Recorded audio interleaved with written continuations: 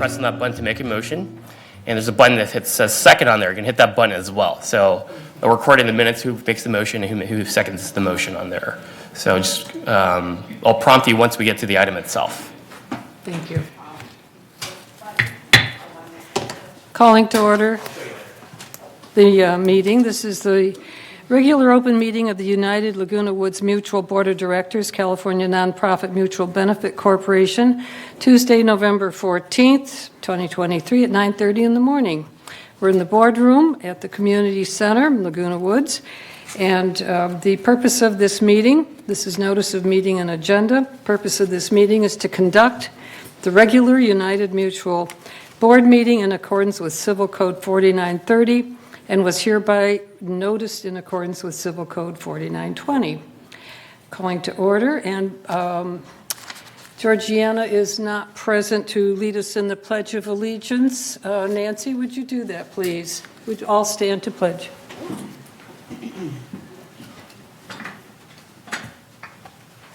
Allegiance to the flag of the United States of America and to the republic for which it stands, one nation under God, indivisible, with liberty and justice for all. Amen. Do we have present any media other than our normal televised? Thank you.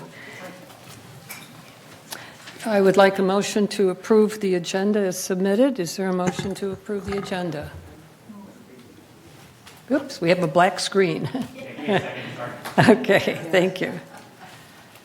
Will someone move the I move. second? Second. Okay. Go ahead and push on the button on there. All right, thank you. And all in favor? Okay, thank you. We need to approve 8 different sets of minutes from meetings held since September. And I guess I should ask if we can do them in a group, or do we need to go through them one by one? Maggie, is this your area of expertise? Can we move to approve these minutes as a whole? Yes, Paul says yes. Okay. Therefore, I would ask if there are any changes, or can we go ahead with approving the minutes of meetings September 12th, September 29th, October 2, October 10, second one October 10, and 3 on October 26th. Can we move to approve these as submitted? Is there any objection? I so move. The second? Thank you. All in favor? These are approved as read, as submitted. Next, we have report of the chair, and I'd like to welcome you all, whether you're here in person or online or watching on TV eventually. This is our first fully constituted new board. We have a couple of people out of town, Tom Tuning and Pearl Lee, but they are with us, and I think Georgiana will be joining us anyway. So we are all very busy with learning our jobs, doing our jobs, both on the board and in the committees. We have a great pool of talent representing many different disciplines and professional backgrounds. And I thank you all for volunteering your time and wanting to be part of this great enterprise of United Mutual. I would note that, of course, we follow Robert's Rules of Order in our meetings. The board meetings will be courteous, compliant, professional.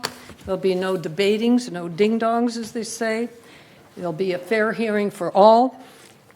There will be no ad hominem attacks or personal comments. We'll be respectful, and we will use fact-based statements.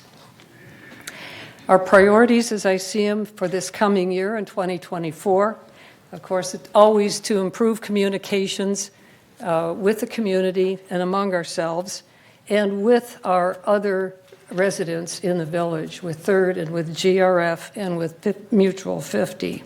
So to improve those communications, I've recently started a biweekly newsletter, and that goes out by email. If you are a subscriber or have your email on file with us, you'll be getting that.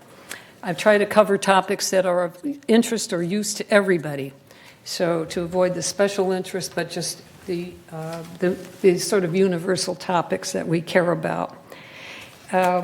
We're very keen to improve services for our homes and our landscaping. We're keen to work to deliver good value for the money we spend on services, on amenities, on insurance, and all the quality of life, daily life, things that we need to keep us happy and to fulfill our expectations of living here in United. And lastly, another priority this year will be to encourage participation of the community in the committees and in the board work, insofar as it's possible. I find that if you participate, you understand. And once you understand, you are sharing in effective governance of our community. And that's extremely important to us all. We cannot have a separation of where boards and committees are heading in one direction and the community wants to go in a different direction. So we're going to be using fact-based research. We're going to be using the input of everybody involved in our community in making decisions and taking directions. So that's kind of my report to you today. And with that, we will go to open forum. Open forum, at this time, members only may address the Board of Directors regarding items not on the agenda and within the jurisdiction of this Board of Directors. Board reserves the right to limit the total amount of time allotted to the open forum to 30 minutes total. A member may speak only once during the forum. Speakers may not give their time to other people. No audio or video recording by attendees, and no rude or threatening comments. Members can attend the meeting by joining the Zoom link or by calling the 669-900-6833 or emailing meeting@vmsinc.org to have your message read during the open forum. And do we have any people wanting to speak? Yes, we have 4 in-person speakers today. The first person is Chris Collins.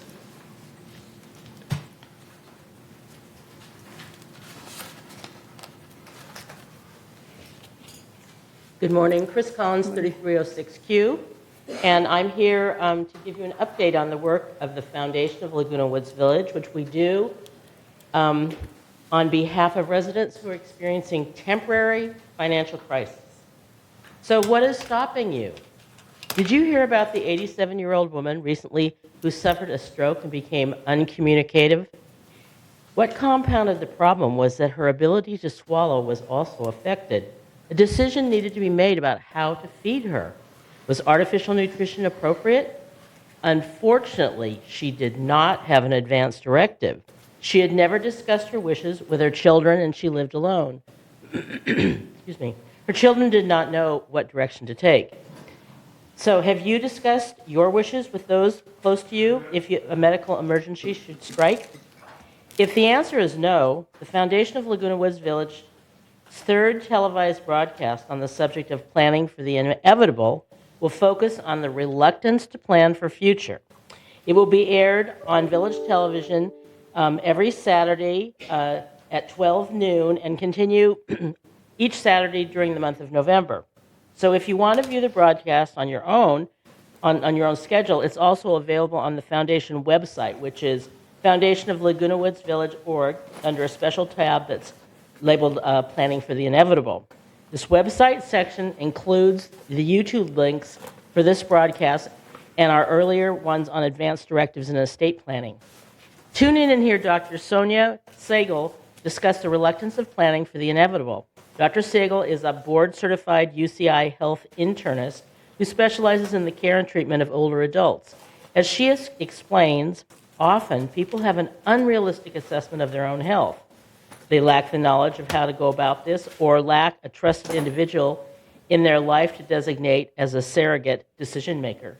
These obstacles to planning can have unfortunate results. For example, causing distress in those having to make those decisions without guidance. So if you have any questions about this topic or the upcoming broadcast, please contact the Foundation at 949-268-2246 or the Foundation at comline.com. And for more information about the Foundation, please go to our website at thefoundationoflagunawoodsvillage.org. And please note that donations can always be made using PayPal on the Foundation website. Thank you. Thank you, Chris. Next. Next speaker is Gay Page.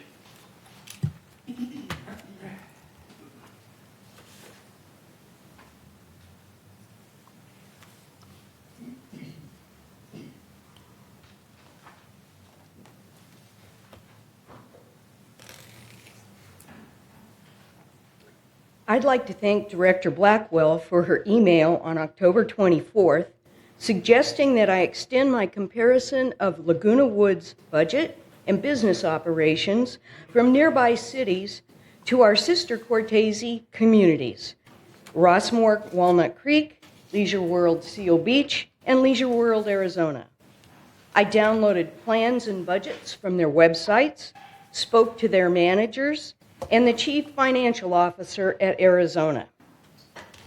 They shared information freely, and the findings further support the need for an ad hoc committee to conduct a business operations analysis and forensic financial audit of village management services.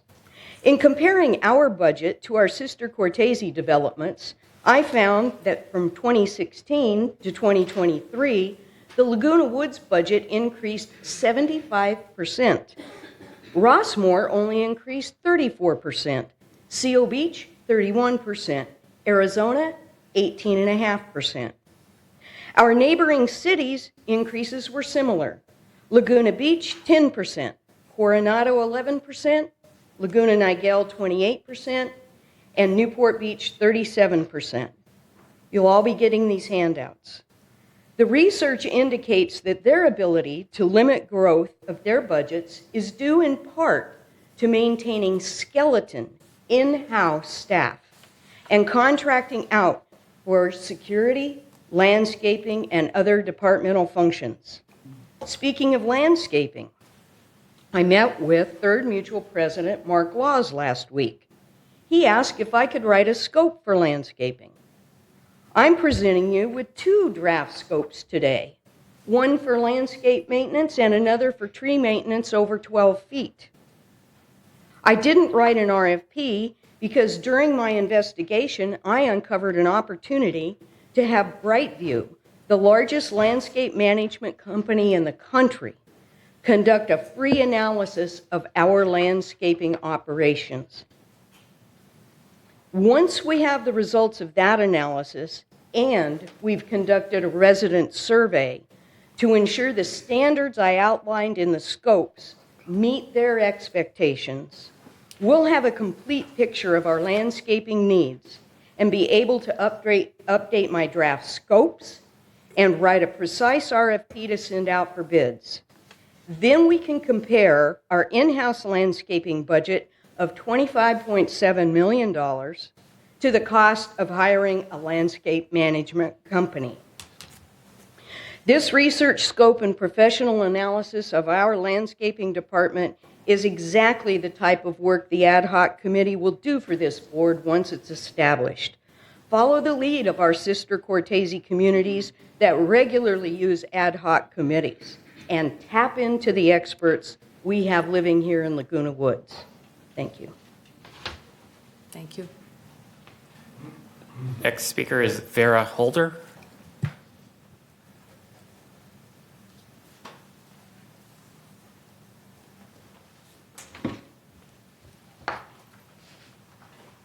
Madam President and board members, over the past month, I put myself in the position of imagining what it would be like to sit in one of those chairs. And none of you are here because one day you woke up and said, gee, I think I'll be a board member. I realize that. No, you're all here because your home is important to you. It's your investment. You care about it. And if you're like the rest of us, you care about your financial future and retirement. Those are the exact reasons why we are asking to be heard as an agenda item about the creation of a resident review committee to conduct a business operations analysis and forensic financial audit of village management services. Believe it or not, we come to you with this request and our offer to do the deep dive not from a place of anger or mistrust. We come from a place of fear. Fear. We're afraid of a crumbling infrastructure. We're afraid of ever-increasing fees. We're afraid that we may come to a point of insolvency. And as I stated last month, those of us asking for this review have no premeditation or a desire of a specific outcome. We don't have a hidden agenda. What we're asking for is a review. Where are we? Where are we going? Is the review time-consuming? Yes. Will it require commitment? Yes. Will you have residents working for the greater good? Absolutely. My message actually comes as a plea. Madam President and members, you have the right to create an agenda item. You have the right to create an ad hoc committee. Give us a chance. Allow yourselves the opportunity to see what groundwork has already been done and avoid the been there, done that immediate response. It's a big job. Be as brave as we are to admit we don't know the whole story, and it's time that we be brave enough to find out. In preparation for the December 12th, 2023 meeting, I urge this board to move and formally resolve to create a resident review committee to conduct a business operations analysis and forensic financial audit of village management services. And I will now hand out what Gay Page had mentioned earlier. Each one of you will receive a packet. Thank you.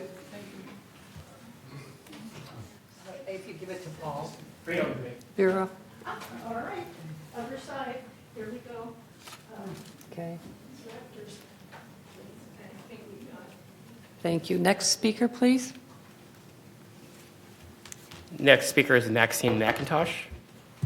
Vera, you didn't give your banner number. My manor number is 7878. 78, thank you.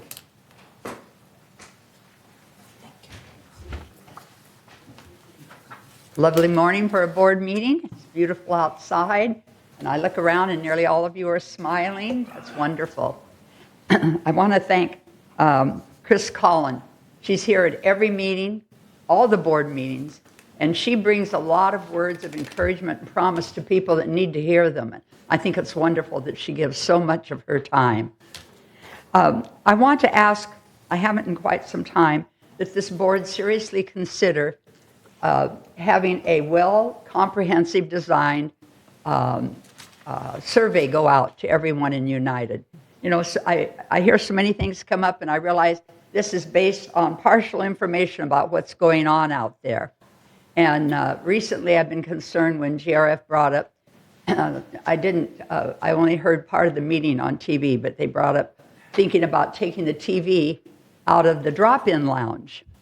And then we heard all kinds of people, you know, well, after all, everybody has a TV at home. No, everybody doesn't have a TV at home. That's a misconception.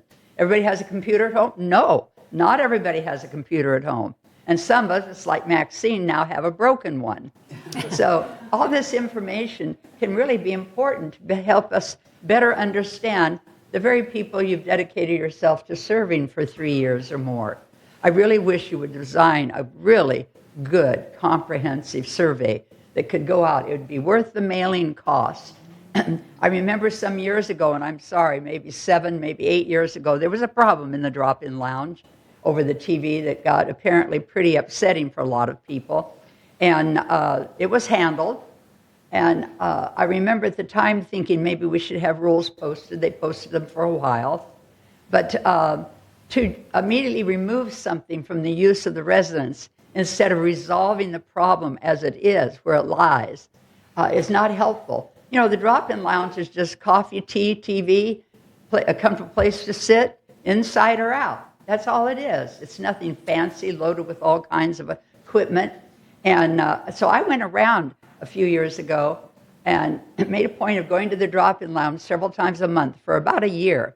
And I talked to different people who were there, and I just told them I was interested as a member of the community, blah, blah, blah. And I found that one woman that sat on a sofa in front of that faced the TV at that time, by herself knitting, said that she had recently lost her husband and that neighbors and family were wonderful, but she wanted to quickly get off and get some time to herself, but not really feel like she was shut out. So she would come and she didn't care what was on TV. She'd sit in front of it and do her knitting.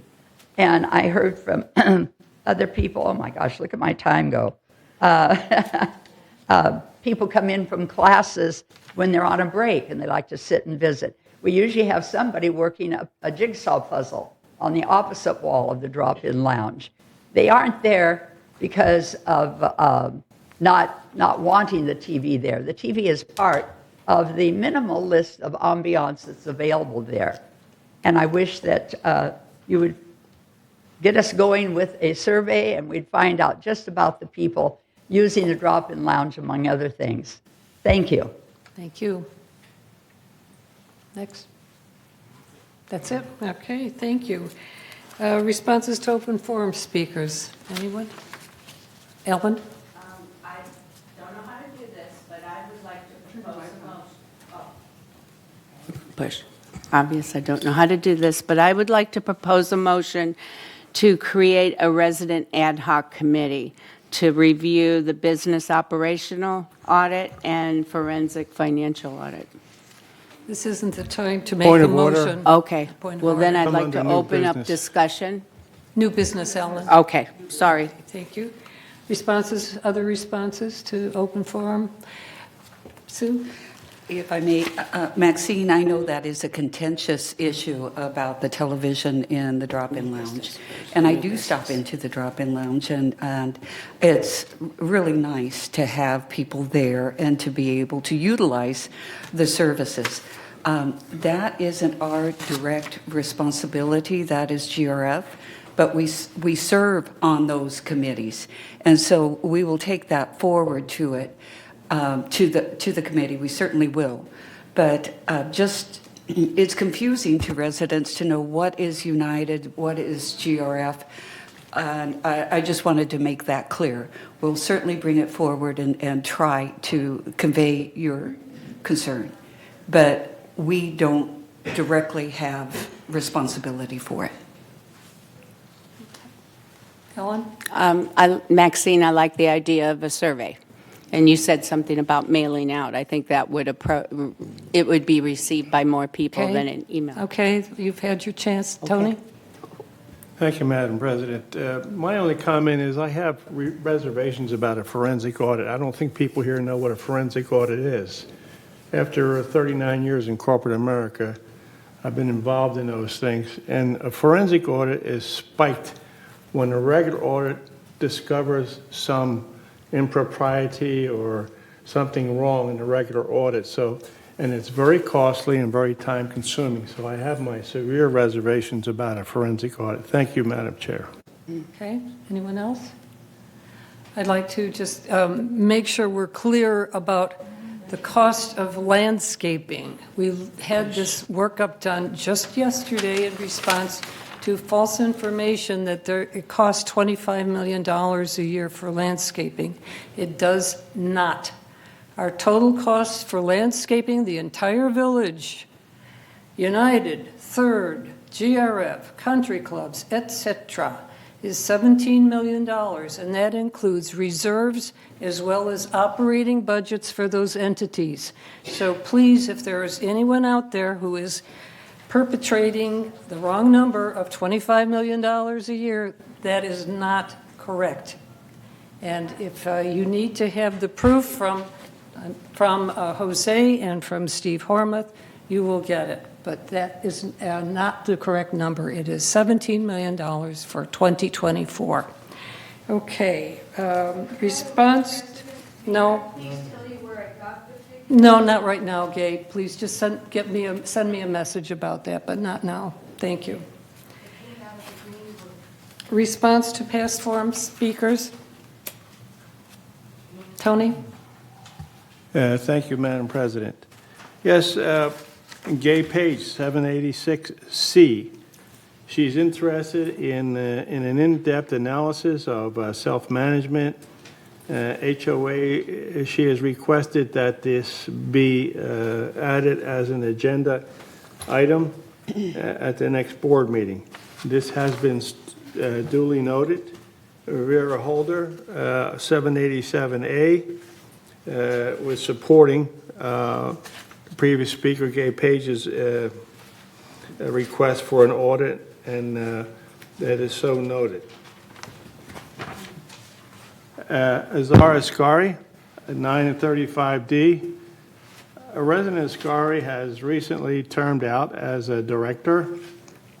She wanted to thank the newly elected board members. She also told them to set aside any emotions when making decisions and take it into consideration the needs of the residents. And our response is Ascari's remarks were well taken, and we thank her for her years of service as a United Director. Also now we have Nikki Polanski of 232A. She related to the board the rain-related flooding that occurs on her outside patio. And our response was the M&C Assistant Director reached out to the correct department to coordinate and get more information. The department subsequently, the General Services Foreman, after visiting the site, determined that the water pooling was due to the alteration tile work in the patio's sidewall was not letting the water drain or get off the patio. Staff then informed the resident of the mutual's policy and position on the alterations, and that she would be responsible for getting a contractor to resolve the situation. Mr. Robert Reyes, 327A, told us of his gratitude for living in this country as well as this community. He wanted to remind us to be kind to each other and to work together. And our response is it's really great to hear such positive views from residents. It makes it worthwhile serving as a director. Elizabeth Romano, 2035A, she asked again about a retaliation issue towards her and asked for the follow-up of this issue. Compliance states that the issue happened years ago and has been resolved, and there's no open cases at this time. Maxine McIntosh, 68C. I have known this lady forever. She is an example to be emulated by all who volunteer to serve as board members. In her own way, she is advising us to remember that VMS is visible and have saved us united a lot of money. Thank you, Maggie. Her observations brings to mind something dear to me, and that is that history is the context for the here and now. Mary Stone, 350C. This is another lady who has served with distinction on many boards and committees for whom I have the utmost respect and admiration. Like Maggie, her commitment and her work keeping meticulous records is uncanny. Served on GRF, VMS, and she was heavily involved with the transition from a private for-profit management company to establishing our own present management company, VMS.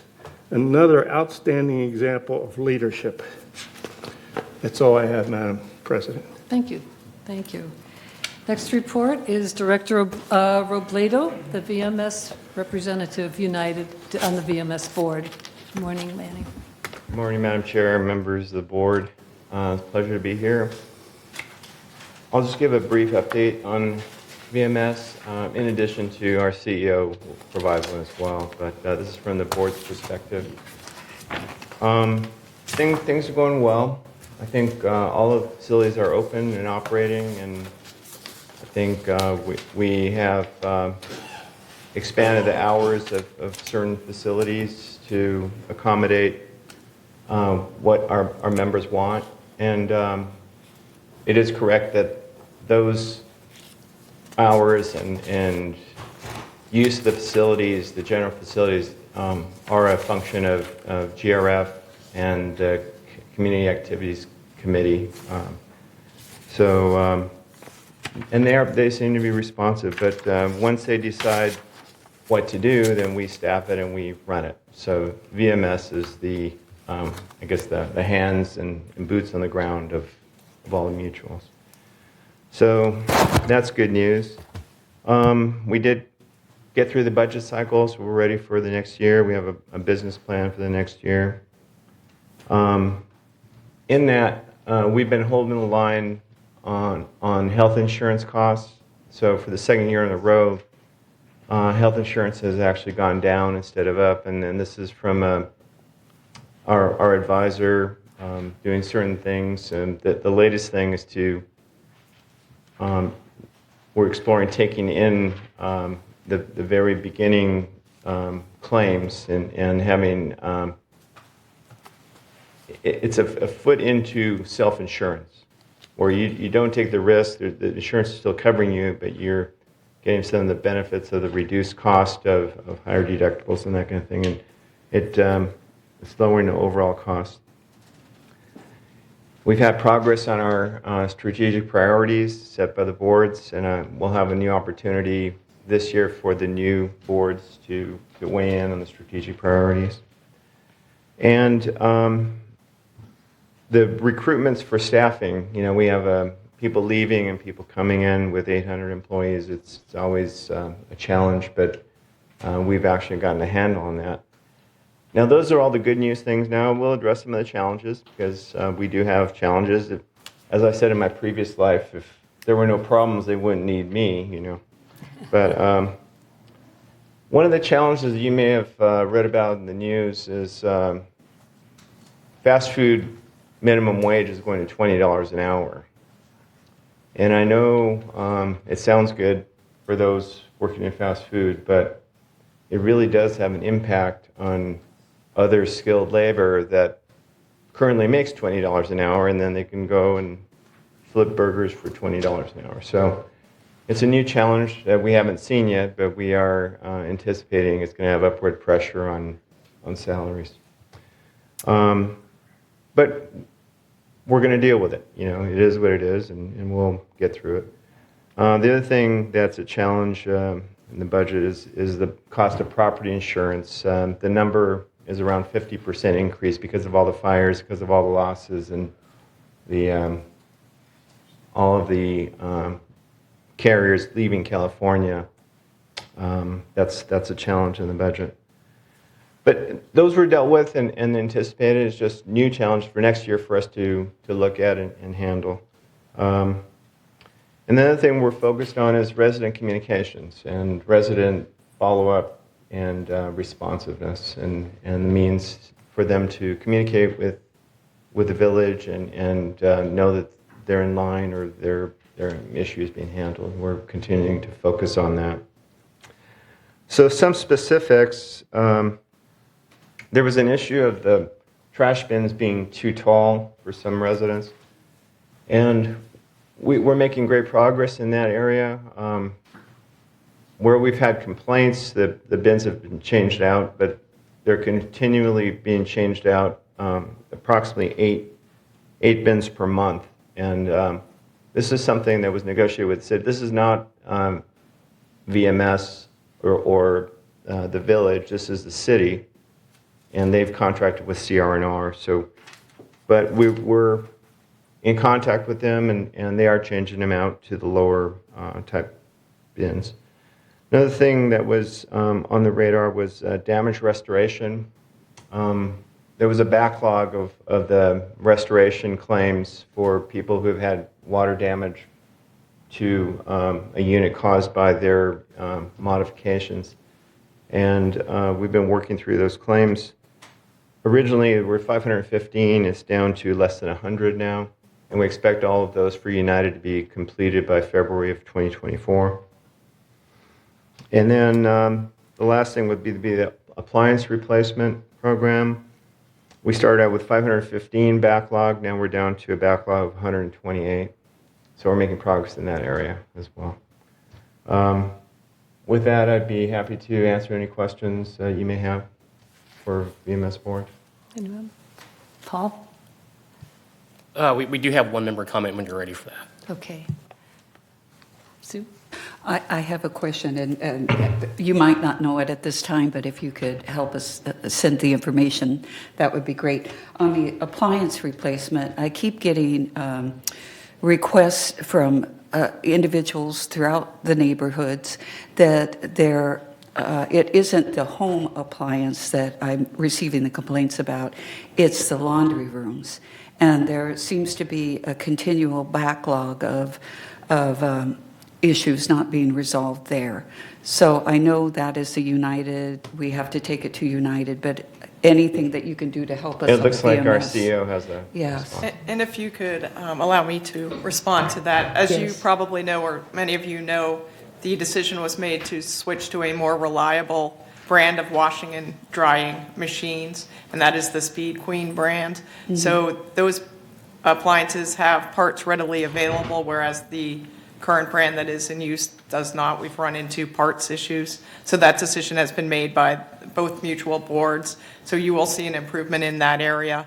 Until those are deployed fully throughout the community, we will have to work swiftly to address the problem. So we encourage everyone to report those to resident services as quickly as possible so we can give them the attention they deserve.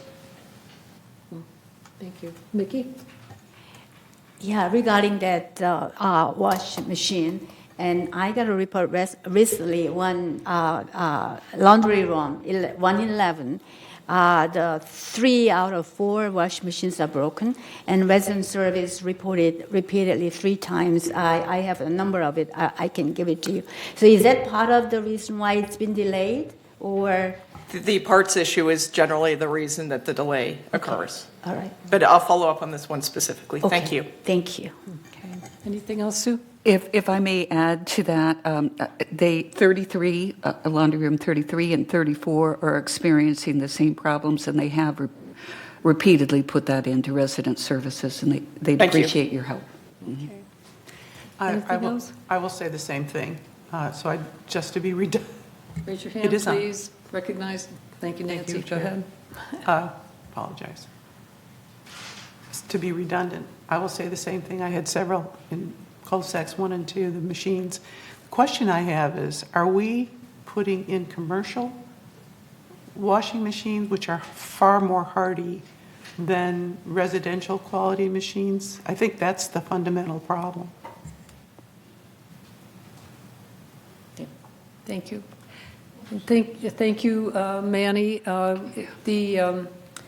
There is one more opening for the VMS board from United, and Manny and Dan Kenny have been serving valiantly, but we do have a third representative from United who can join that board, so if you are interested, please apply for that. And thank you, Manny, for all you've been doing. Thank you. Appreciate it greatly.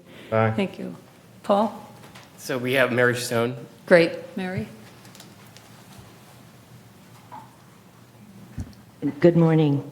I'm here today as a member of the former transition team, and I'm here to answer the question, why VMS? Why not a professional management company? Well, first of all, VMS saves us at least $700,000 in management fees alone annually. When we want to make things better in our community, we can and do make changes to our policies and procedures. We're not dependent on a management company to treat us like any other far smaller community in their portfolio. Our VMS CEO is selected by the boards, not hired, paid, and controlled by a management company. Our CEO has absolute control over operating procedures subject to the direction of the village boards. Our department heads are now highly qualified professionals who have public administration skills and experience, not just certificates in community management and longevity in a management company. We utilize third-party providers of our choice, not the required outside resources of a management company that gets a kickback. We retain our own accounting and resale document processing in-house. We don't need to migrate them into a management company's sticky systems. VMS serves only us, so if anything needs to be changed, it's up to us to tell our United, Third, and GRF directors. Just remember, there are nationwide labor shortages and inflation issues. Things are not like they used to be. After hundreds of hours, including all boards, all directors' meetings with attorneys and consultants, VMS was created by us, for us, a nonprofit, mutual benefit corporation that provides the operational services we need. And I'm happy to provide any further information if you want it. Thank you. Thank you, Mary. Thank you. Going on next to the CEO report, Siobhan. Thank you, President Bach. Honorable members of the board. This morning I would like to share a few updates that are current topics in our community. Recently we have received numerous inquiries about how to address mosquitoes in the community. As a reminder, vector control in the village is provided by the Orange County Vector Control District. Recently, Laura Young, the district manager, participated in a This Day interview on TV6. And on the screen before you is the bit.ly link to that interview. Ms. Young covered the following topics. Why are there more mosquitoes this year? Why are the Aedes mosquitoes so hard to control? Why am I getting bitten more? And what can I do? Ms. Young in the Vector Control District offers the following tips for mosquito control. You are encouraged to eliminate breeding sources around the home, check properties for small sources of standing water and dump it, scrub outside containers to remove mosquito eggs, and help your neighbor by talking to them about what they can do. Prevent mosquito bites by applying mosquito repellent to exposed skin before going outdoors, and wearing long sleeve shirts and long pants and lighter colored clothing. On the screen before you is the address for ocvector.org. You can get a lot of information from their website, and this is where you can submit service requests for work in the village using the web form at the link shown on the screen before you. We've also received inquiries about coyote activity in the village. The Laguna Beach Police Department's Animal Services Division responds to wildlife situations in the village. To report encounters, you may call Animal Control at 949-497-0701 or email coyotes@lagunabeachcity.net. Recently, Discovering Laguna Woods Village host Cindy Whitney interviewed David Petrella, the Long Beach Animal Services officer assigned to the village, to help increase awareness. The bit.ly link is on the screen before you for this interview. The officer shared information about coyotes, such as insights into coyote behavior, tips for walking with or without a dog, and much more. Specifically, he offered to protect yourself, leave a comfortable distance between you and the coyotes. They will display defensive behavior if threatened or cornered. Increase the distance between you and a coyote if you do encounter one that behaves aggressively. Don't ever feed coyotes or any wild animal. It is illegal in California and prohibited in the village. Eliminate potential food and water sources, such as fallen fruit and standing water. To protect pets, the animal control officer recommends feeding pets indoors, keeping cats and dogs indoors, supervising the pets closely when on walks or on outside patios. Do not use retractable leashes for walking dogs. Consider investing in a coyote vest designed to buy owners time to get away. Pick up animal waste because the scent can attract coyotes, and again, an emphasis on not feeding pets outdoors. At this juncture, I would like to provide an update on recent cost savings initiatives and operational efficiencies. As Director Robledo mentioned, we've found an innovative approach to our 2024 employee health insurance that maintains non-employee union benefit levels, the current insurance company, and physicians at a reasonable cost to the company, despite rising costs in the marketplace. The estimated total savings for 2024 is $300,000 as compared to the budget. United savings will be approximately $50,000. Fantastic. Wow.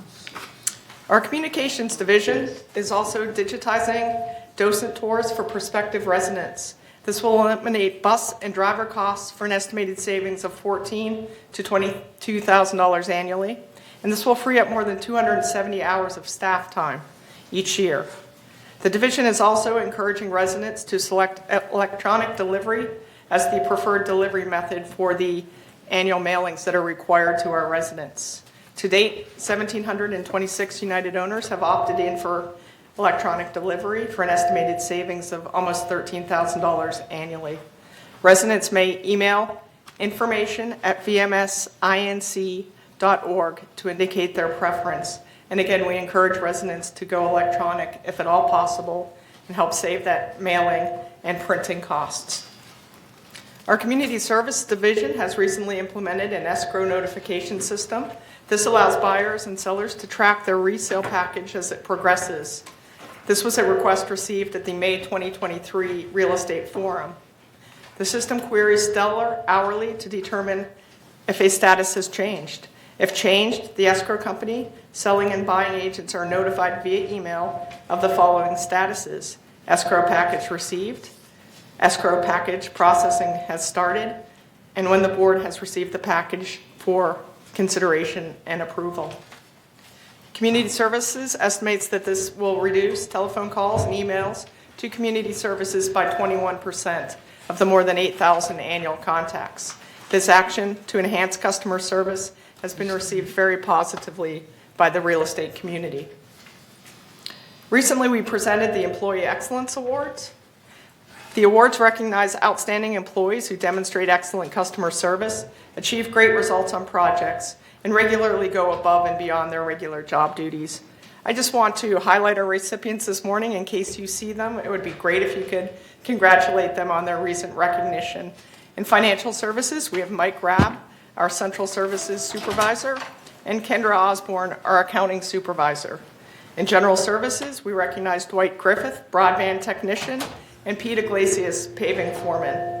In human resources, Lucy Hernandez, HR Administrative Coordinator, was recognized. In landscaping services, Vincente Martinez, Section 1 Foreman, and George Porras, our Pest Control Foreman, were recognized.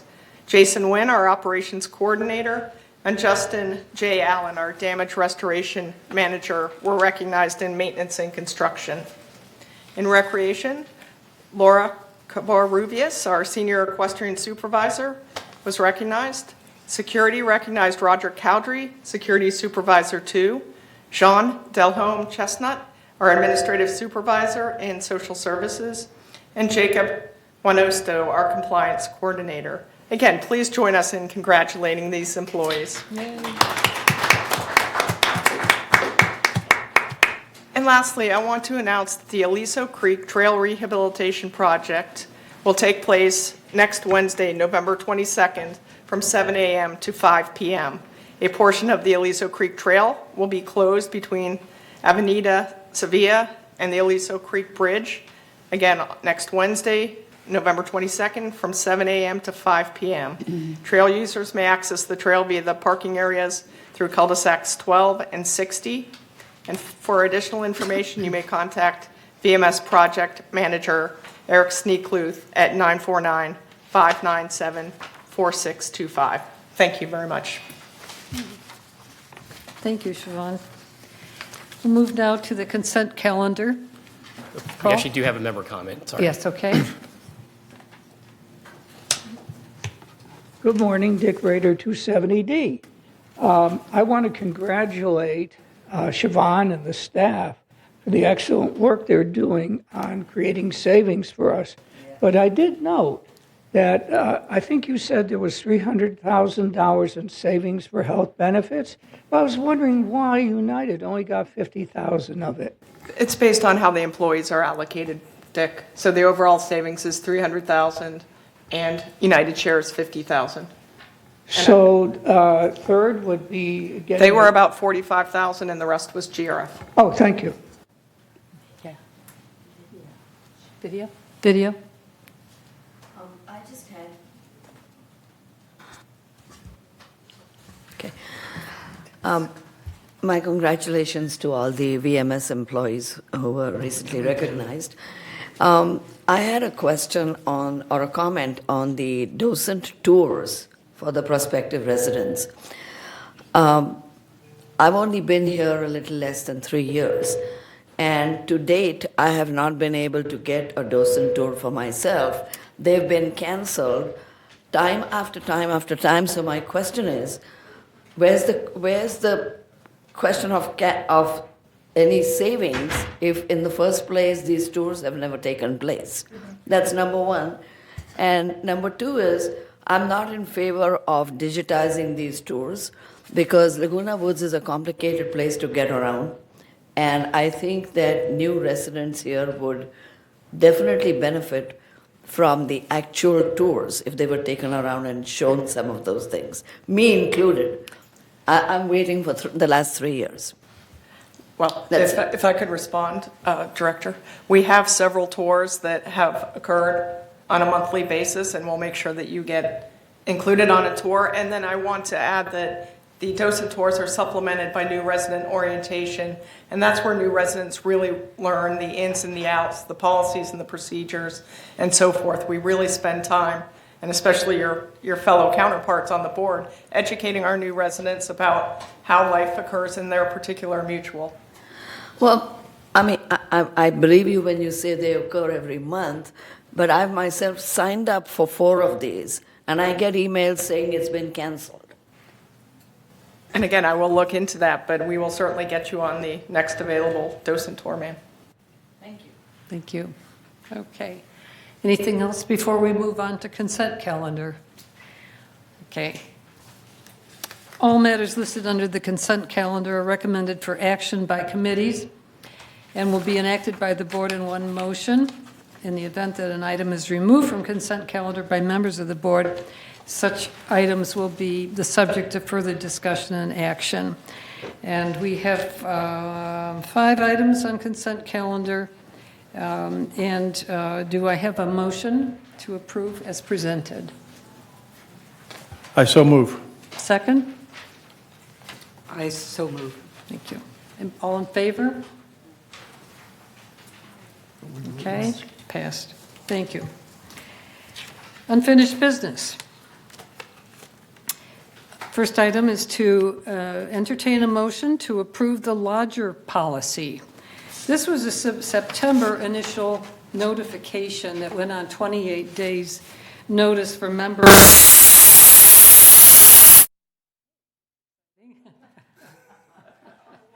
Everybody's awake. Okay.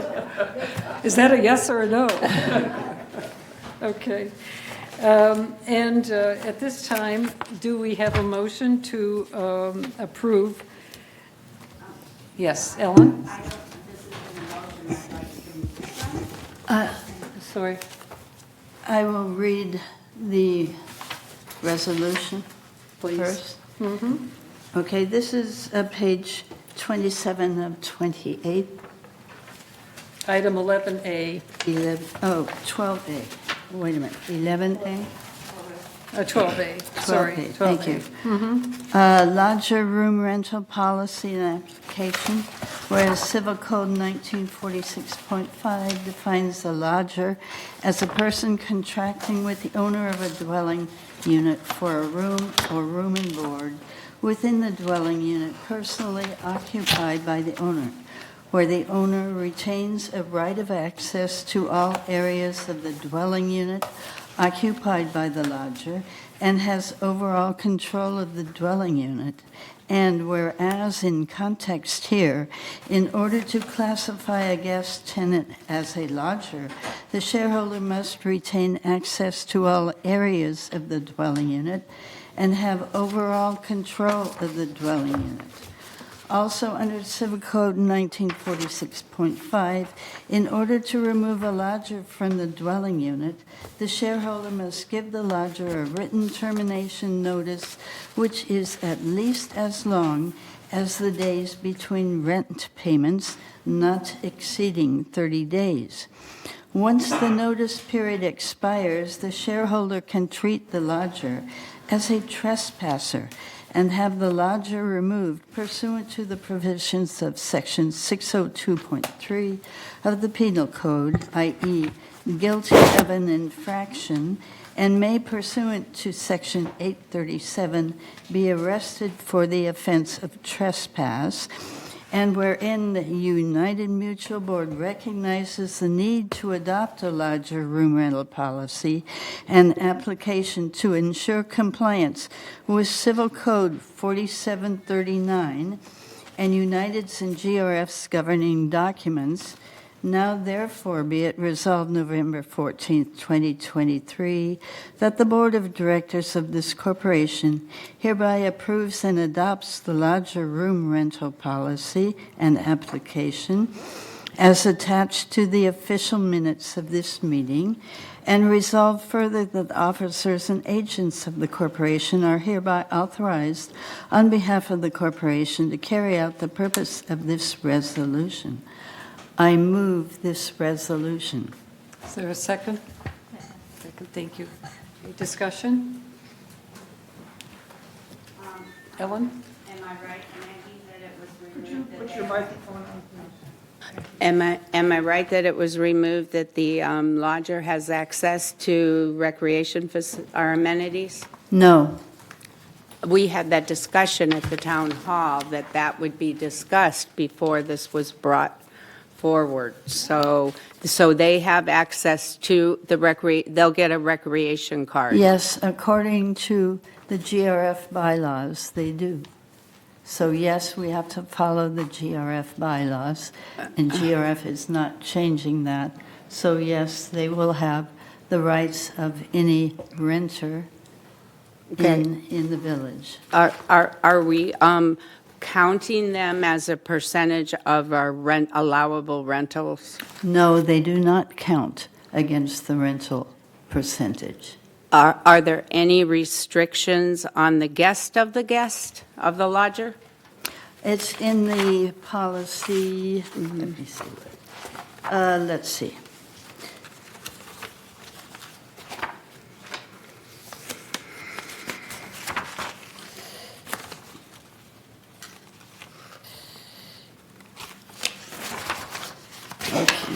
Let me see, I circled some highlights. Let me see.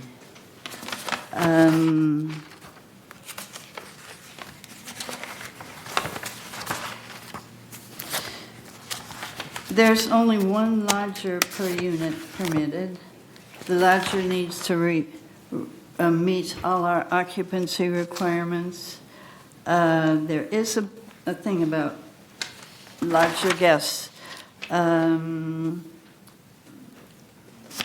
Under occupancy? Could be occupancy. With the consent, it is number 4 on page 12 of 28. At the bottom, number 4. With the consent of the member, a lodger may have a short-term guest. Okay. Everything sounds so vague on this lodger policy to me. The shareholder must retain access to all areas of the dwelling. Retain access means key to me. That's what. Why can't it say the shareholder must be in possession and live in the unit? The shareholder must live in the unit. Where does this is based upon it. Okay. This is it. It says the shareholder. That's what the law says. Okay, but the resolution says the shareholder must retain access to all areas. To me, I have a key, I can have access. The shareholder, the member must be residing Okay. in the unit Can we at the change- time and will have access to all areas. That is including the areas occupied by the lodger. Can we change the wording on that and say reside? Lodger, over an N on page 7 of 28. And let's see. Here, okay, well, let's go on number 1, purpose, on page 6 of 28. As you civil code, this is the second line under purpose. Civil Code 1946.5 further authorizes members to rent out a room in their dwelling units to a lodger defined as a person contracting with the resident member of a dwelling unit for a room or room and board within the dwelling unit personally occupied by the resident member, where the resident member retains a right of access to all areas of the dwelling unit occupied by the lodger and has overall control of the dwelling unit. That is the law. Okay. Over on page 7 of 28, number N, lodger is a qualifying individual contracting with a member for a room or room and board within the dwelling unit personally occupied by the member, where the member retains a right of access to all the areas of the dwelling unit occupied by the lodger and has overall control of the dwelling unit. Only one lodger is permitted per unit. And on page 8 of 28, number 4.2, the very bottom line, this lodger room rental policy applies to only one lodger per unit. Page 9 of 28, the lodger shall meet the age requirements for occupancy and residency as required and established under United's governing documents and California Civil Code 51.3 and any successor statute. So they must comply with all our occupancy requirements, just like any other occupant in the village. They must fill out the entire thing and submit it. Okay. Nancy? Thank you, Madam Chair. I just want to emphasize for the membership who didn't attend the town hall or is not present, but maybe watching on television or hear about it later. This policy, the lodger policy, is a function of the California State Legislature passing a law that says that we must allow lodgers. So this isn't something that the board came up with or VMS came up with, so that there's clarity for everyone. Simply stated that this resolution in essence is United complying with the California legislature.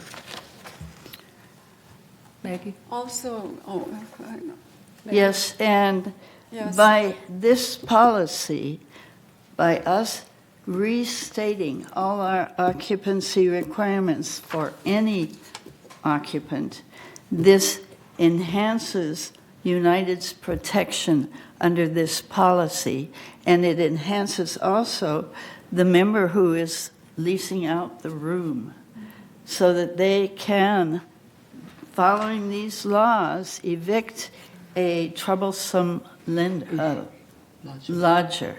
So this is why we need this. This reclarifies and restates the law and adds in United's specific requirements as protection, and that is the reason we have to pass it.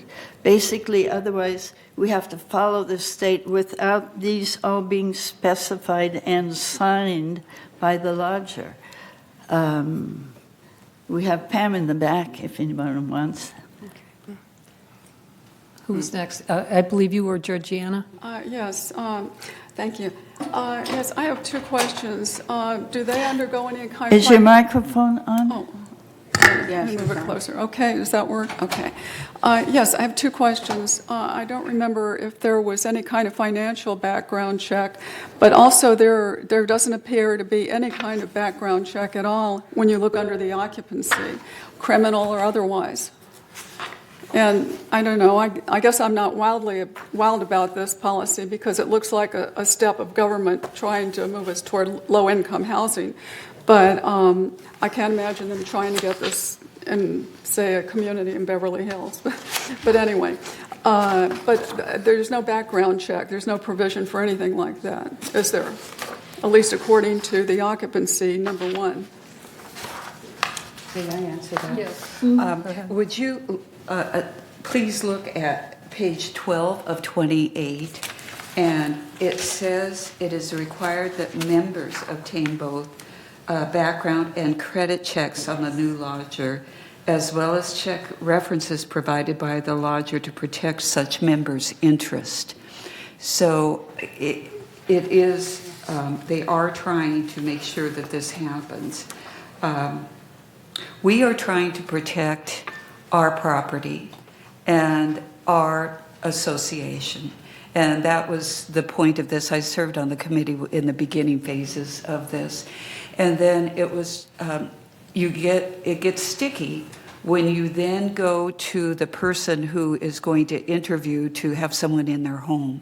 So they really need to create their own lease with them, and I would recommend a very stringent lease with them. I have friends who will no longer do this, who are realtors, because it's so problematic. So they really, I would encourage them to get their own attorney to try to protect themselves as well. Okay, Ellen? thank you. Thank you. The member draws the own background check then, not the village, not BMS? No. Is that correct? That sounds to me, leads us open to people coming in here that would not be desirable. Okay, and one more comment. RFID on their cars, how many cars are allowed parking for one unit if the lodger has a guest? A 60-day guest, I guess that refers, because it says short-term guest. I guess 60 days is short-term, I don't know. Or is it one night? We're not clear on that. So you have the member that has one or two cars, you have the lodger that has one car, and a guest has another. So is there any limitations on the parking? I don't think the agreement addressed parking, other than one bedroom, one car, 2 bedrooms, 2 cars, 3 bedrooms, 3 cars. That's the rule, the general rule of the village.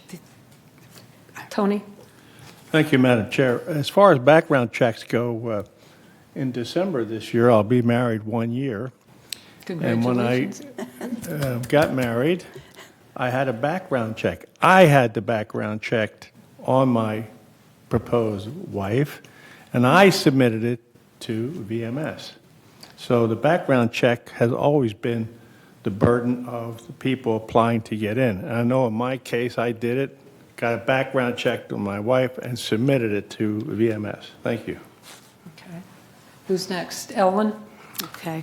You have a neighbor that has their family or son move in, and they're going to run a background check, but it doesn't matter. So their son can move in as long as he's 55, even if has a background, has challenges, legal challenges. So we're going to be bringing that kind of quality of tenant in the community. Pamela Bashline, I see you're here. Pam, would you come forward maybe to help understand some of this? You know, we all know that we can't control what people do. what sort of things people get into and what they feel is acceptable. What we're doing in this document is protecting the interests of the mutual. Pamela? Question? Who has a question for Pamela? Go ahead, Ellen. There is no background check submitted to staff. The member who is inviting someone into his, her, or their home should perform that reference check, background check, credit check, all of the things that a reasonable person would do. Is there a fee paid to VMS or to us? For the lodger? Because obviously they need to fill out an application and give it to us. Do they pay a fee? They pay the same fee that a sublessee would pay A renter. to rent out the entire unit. Does a sublessee have to have a background check? I don't remember. I believe so, but I don't have that at my fingertips. Okay. So if you denied access to somebody a month ago because of a background check, because they went in it through the channels of being a caregiver for their parents, now they can come in as a lodger and be accepted because you're not running a background check. Perhaps. These are, this is a brand-new law. Yeah. Effective January 1 of this year. This is a brand-new policy, which is Yeah. now 11 months delayed.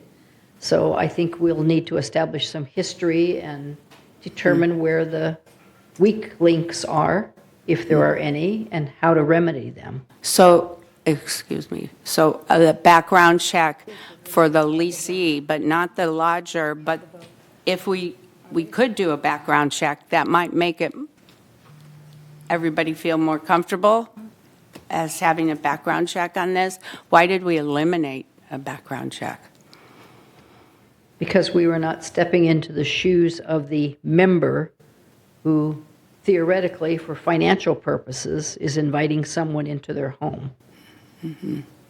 They are responsible for the acts of their guests, invitees, contractors, etc., which is pretty standard throughout the village. Yeah. And so we didn't want to deviate from that unnecessarily. I believe we're ready to call the vote if there are no more questions. In that case, I call the vote. Those in favor? Do you want to reread the motion? I did already. Okay, well, So, it's on your screen. Entertain a motion to approve the lodger policy, September notification. And we have had it moved, approved, seconded rather, and we're ready to vote. Those in favor, please touch your screen. Those against, please vote. Pearl, can I have your vote, please? Results of the vote, please. Director Lee, can I have your vote, please? Okay.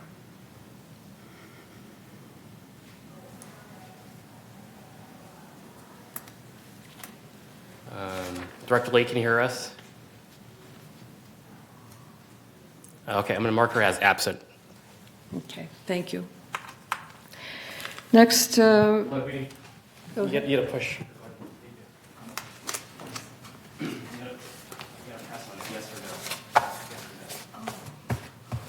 Excuse me. I voted wrong. Madam Chair. yes, May I request that the Governing Documents Committee look at the question that Ellen and Nancy and Georgina brought up to see if perhaps we should have more review and submit it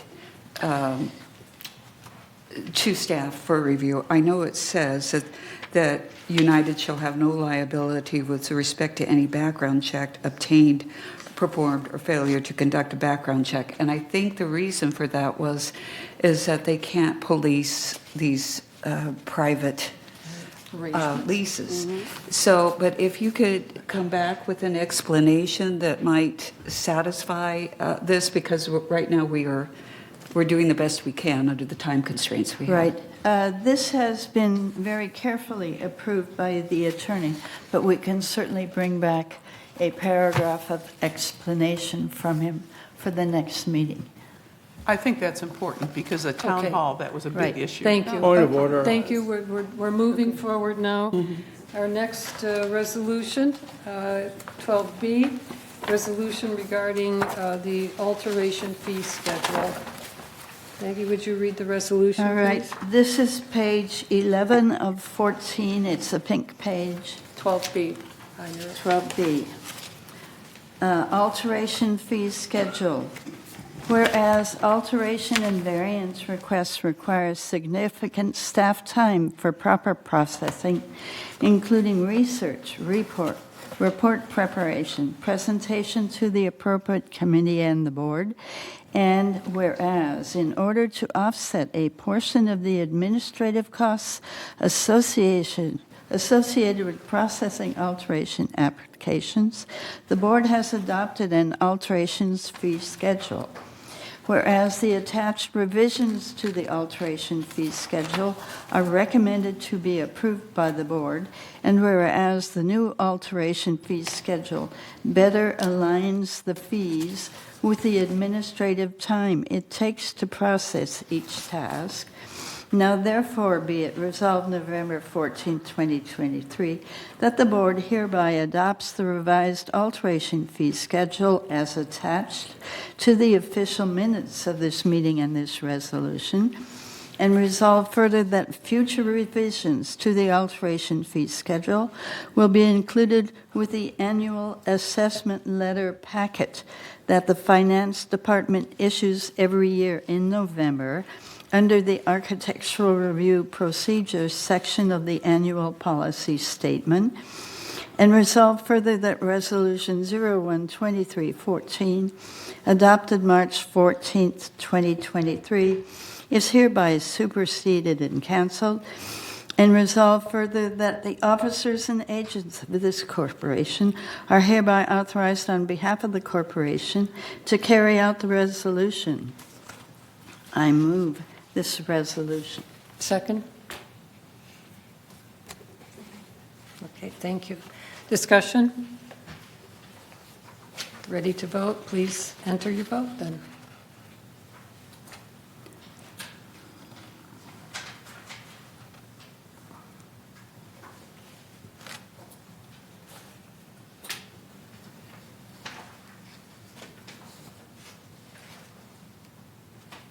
Pearl, can I have your vote, please?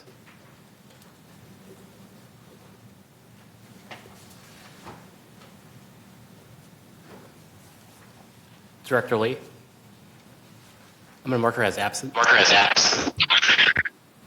Okay. No, I want to. Okay. All right. Thank you. Motion passes. Thank you. Okay, thank you. Next, 12C, entertain a motion to approve revised electricity usage reimbursement policy. Item 12C in your sign book. Right, this is page 7 of 8. It's a pink paper. Revised electricity usage reimbursement policy. So this is something we give back. Whereas the mutual has historically reimbursed members for electricity consumption related to the restoration of manors as a result of moisture intrusion, as well as for excess electricity consumed due to hot water supply line leaks.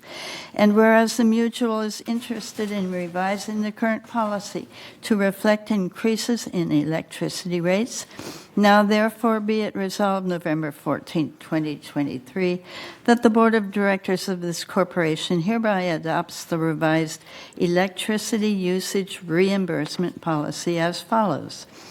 For moisture intrusion events where dry down of property is required, the mutual reimburse for electricity used based on the amount of money that the resident spent in excess electricity in the month of the event versus the average cost of the prior month and the month following the event.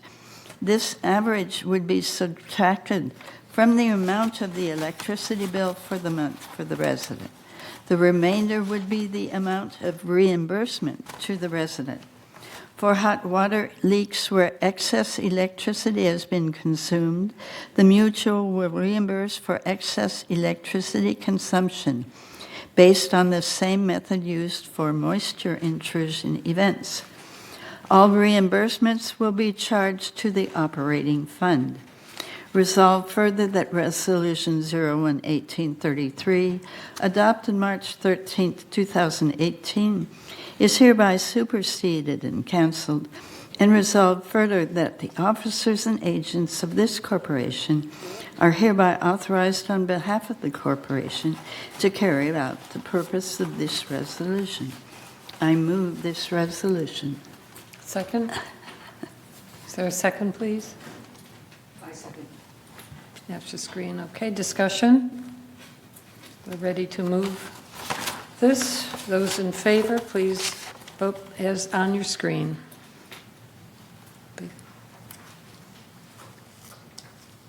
Okay.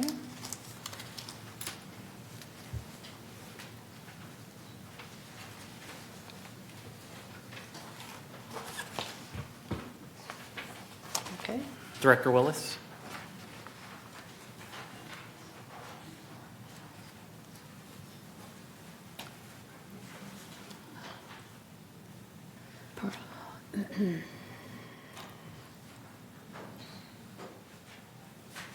No Pearl. Is voting concluded? Please vote.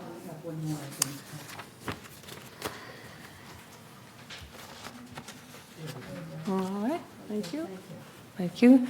Motion passes. Next, resolution passes. Next, we have to entertain a motion to include non-emergency chargeable service for painting and alterations.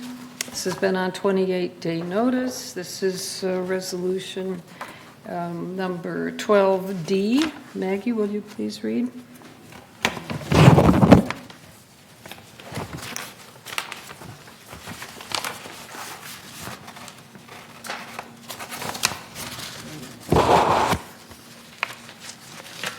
This is page 7 of 10, it's pink. Resolution 0123XX, non-emergency maintenance chargeable services. Whereas the board has established a chargeable maintenance services policy, and whereas in 2017, the board amended the policy to establish a charge of $50 for a missed maintenance appointment to be charged to residents who are a no-show during the scheduled appointment time frame or do not cancel reschedule 24 hours prior to their scheduled appointment. And whereas the board desires to amend, cross up the extra ED, to amend the policy further to include non-emergency maintenance chargeable services for painting of authorized member exterior alterations.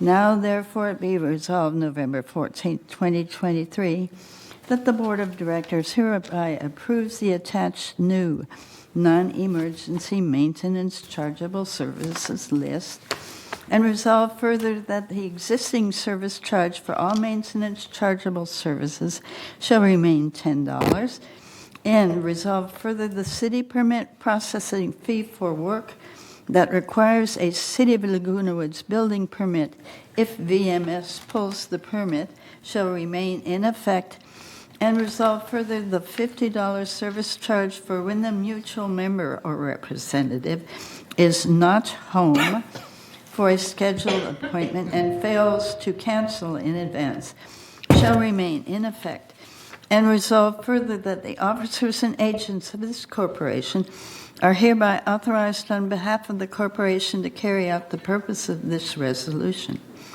I move this resolution. Is there a second? Oh. Go ahead. Is there a second? Thank you, Vidya. Okay, discussion? You see the attached schedule of charges and the chart that follows the resolution.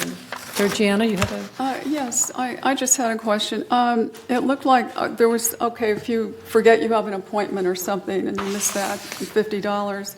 But I was also looking at this list for the non-emergency chargeable services, and replacing a light bulb was $30 to $80. I mean, if I were called, I would do it for free.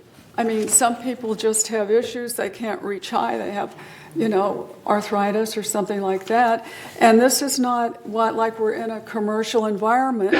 We're paying salaries of people who are doing this.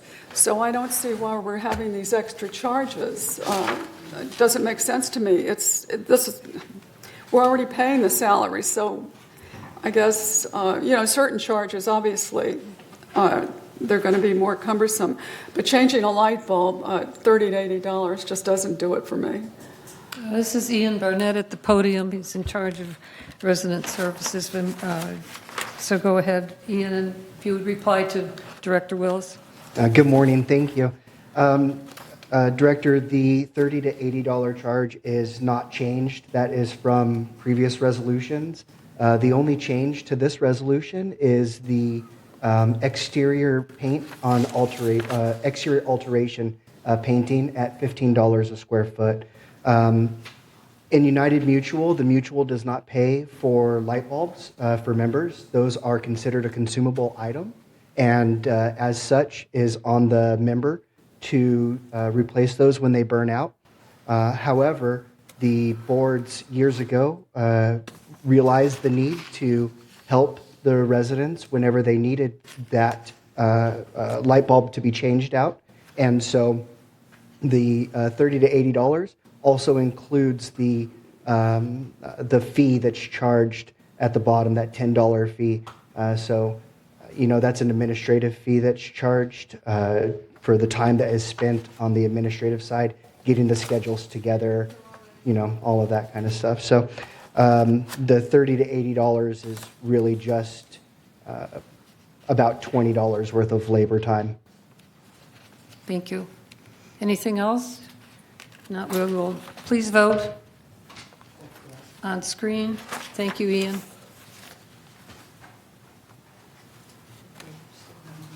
Okay. Do you still want to take a member comment or no?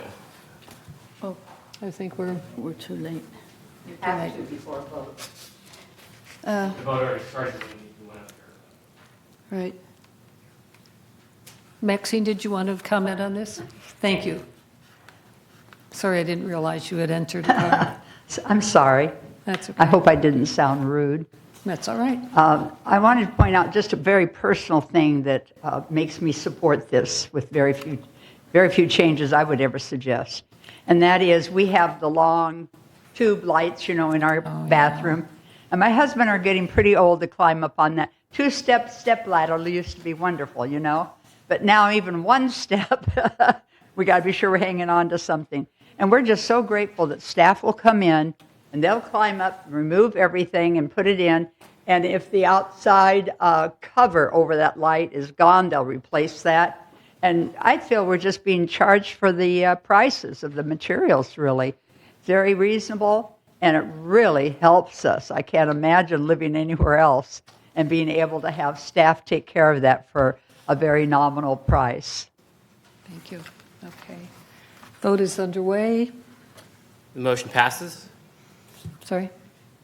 The motion passed. Thank you very much. Okay. Next resolution, we would entertain a motion to approve the resolution for herbicide spray guidelines and acknowledgement form. This is number 12E. If you will read it, please, Maggie.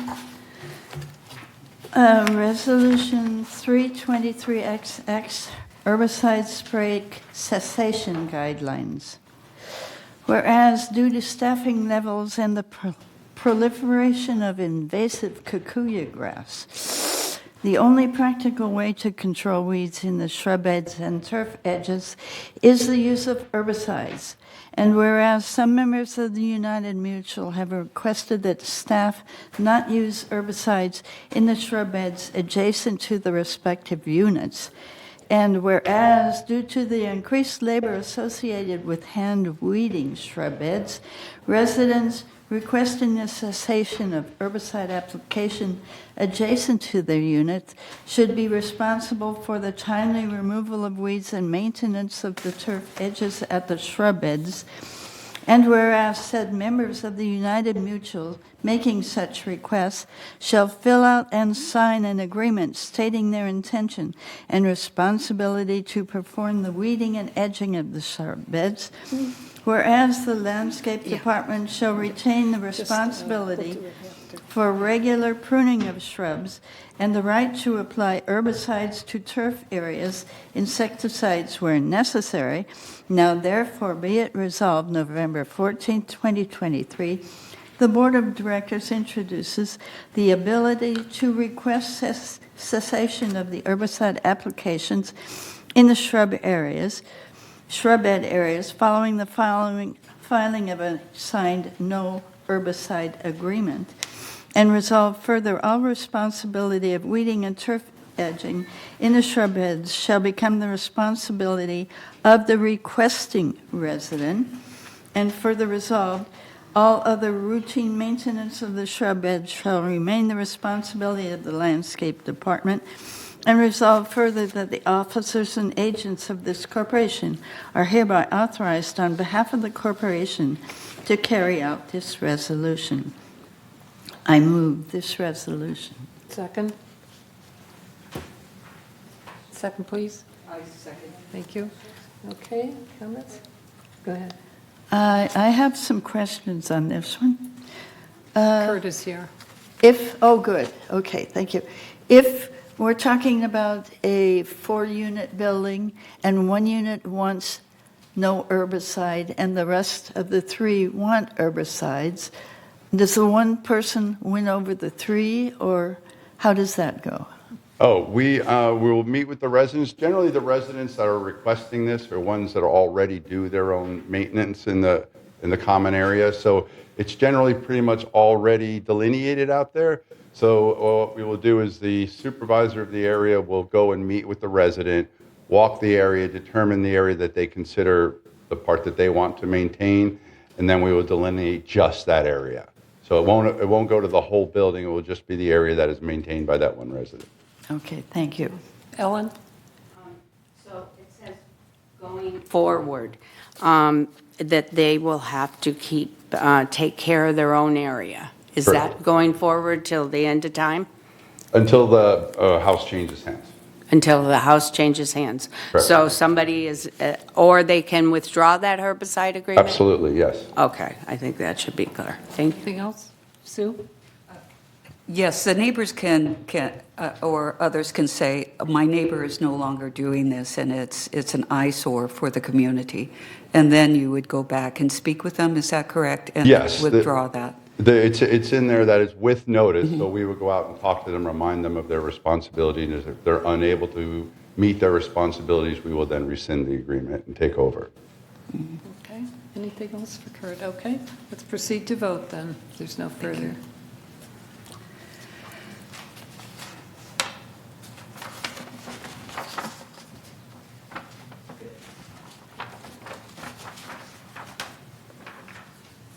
I think we have one more. Director Carlson, your vote, please.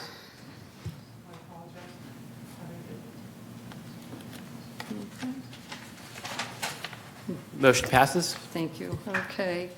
We're going to go through new business, and then we're going to take a 5-minute break before committee reports begin, just so you can know what's happening next. New business, town halls. Our next town hall is Friday, the 8th of December. Can't believe it's December already, but it is. And the proposed topic is a presentation from Bank of America Community Outreach staff on fraud that occurs particularly at this time of year. And it's about better money management. It's a rather generic program, but it may be helpful to a lot of our residents. Bear in mind the reason that Bank of America is given this opportunity is because they are our bank and have been our bank for the mutual and for the other mutual, and I think for GRF as well, for many, many years. And so they have a relationship with our community. And the idea that has come up in town halls previously is that some people want only question and answer, only a discussion. Some people really like the program, a brief program at the start, informative program of general interest, followed by Q&A. And that is really kind of what we're going to talk about at this point. If you have a point of view that you want to bring forward, please do so about, first of all, do we want to continue as we have been with a brief program of general interest at the start, followed by Q&A, or do we want to move to just all Q&A going forward? Anyone? Sue? I really like having a program because I think it's educational for our members, and we try to do something that is on topic, that's of interest. I also think it's important, though, that you have time frames, that people know that it's going to be a half hour, 45 minutes of program, and then you stop, and then you go to the residents' questions, because sometimes people get really involved in the program, and then those that have been waiting to ask the questions are unhappy because they feel that their time is being impinged upon. So I think we should do both. But I do think we should have absolute start and stop times for the separate programs, so that other people who are not interested in a program may come and say, I know this is going to start at 2:45. I need to be there to ask my resident question at 2:45.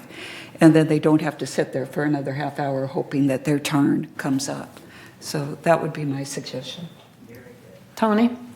Thank you, Madam Chair.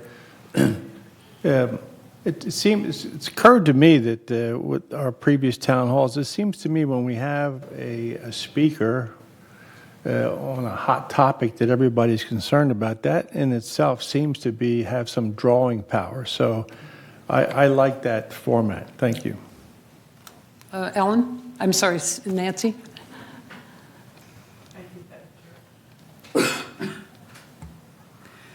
I think that town halls are very important, and I think structure is what's called for at this point. And I think the subject matter is valuable, and the structure is that we need to ascertain a time frame. I'm in total agreement with Sue relative to that, so that people can plan their time. There's some people who may want to come just for Q&A, and some people who may want to come just principally for the topic. And also, I footnote this by saying we should submit a notice. We usually do in the Globe, and we do via email. And we need more members to have their emails on board for many reasons. And that our notice should include that all directors may be in attendance, because directors are members too, and this is subject matter. So it's not intended for directors to be doing business, so there's no breach of any rules of directors conducting a meeting for business purposes, but it is a town hall. But let's move to a structure. Okay. Who is next? I think Maggie? I agree with the two separate divisions, and we should make them clear. A lot of people do come just for the lecture, and they don't want to hear the other stuff. They don't want to hear any shouting. They don't want to hear anything else. They're not there for that. They're here for the interest. And so if we put the potty break in the middle, and we do, and then everybody comes back in the once, and then we devote it, I think that's very clear. As far as, what are the, Attendance? board attendance, our attorney has opined, I guess, 15 or 20 or 25 times on this, and he still says no. So I think we cannot move ahead pretending we know better than him. I think we must follow his advice as long as he is our attorney. The other corporations follow the advice of their attorneys, and we will follow the advice of ours. It is our safety. That way we can't be sued for disobeying anything. The HOA and the director D&O insurance will cover us if we're following his requests. Thank you. Sue? If I may, I think we should discuss this again just briefly with Jeff. We have a closed session this afternoon, and we can ask him. But I wanted to ask him if all of the directors could just attend the program and then leave when it comes to the questioning, because that may have an effect on knowing what the issues are and presenting it. So perhaps that's something we could ask this afternoon. Okay, thank you. Do we have one more, Mickey?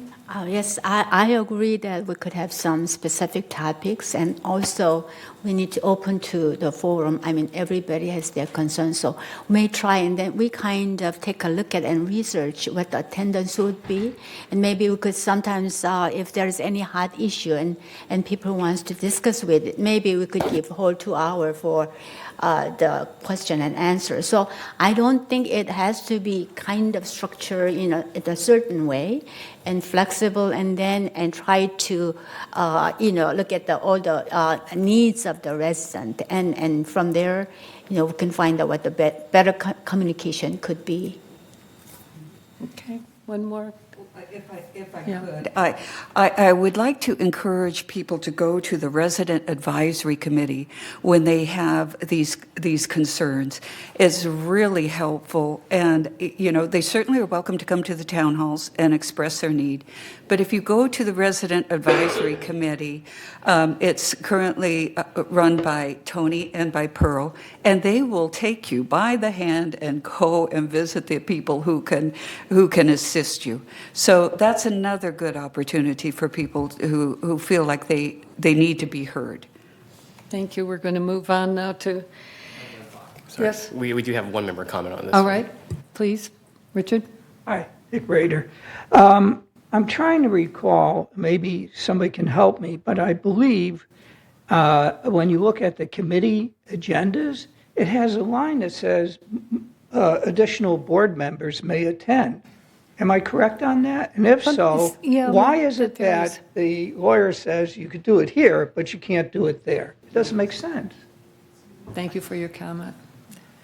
I can answer that if you'd like, President Bach.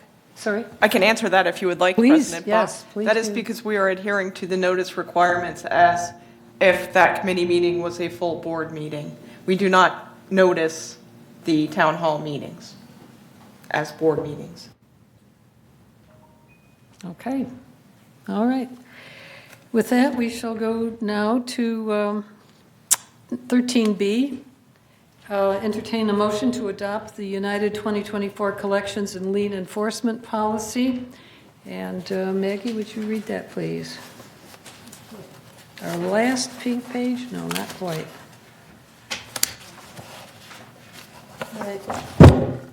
This is page 15 of 16. It is pink. Resolution 0123XX 2024 Collection and Lien Enforcement Policy. Whereas, in accordance with California Civil Code, United Laguna Woods Mutual maintains the collection and lien enforcement policy that outlines the procedures, policies, and practices employed by the mutual in enforcing lien rights or other legal remedies for default in payment of assessments. And whereas legal counsel has reviewed the existing collection and lien enforcement policy and determined that the policy complies with civil code requirements and reflects current practices for collection of mutual delinquencies. Now therefore be it resolved December 12, 2023, that the Board of Directors hereby adopts the 2024 United Laguna Woods Mutual Collection and Lien Enforcement Policy as attached to the official minutes of this meeting, and resolve further the policy statement is provided pursuant to the requirements of California Civil Code Section 5310A7 and will be distributed to members in November 2023 as part of the annual policy statement. Resolved further that Resolution 01-2272, adopted November 8, 2023, is hereby superseded and canceled on the effective date of January 1, 2024. Resolved further that the officers and agents of this corporation are hereby authorized on behalf of the corporation to carry out this resolution. I move this resolution. Second, please. Thank you. Second. Discussion? Okay, in that case, yes, Ellen?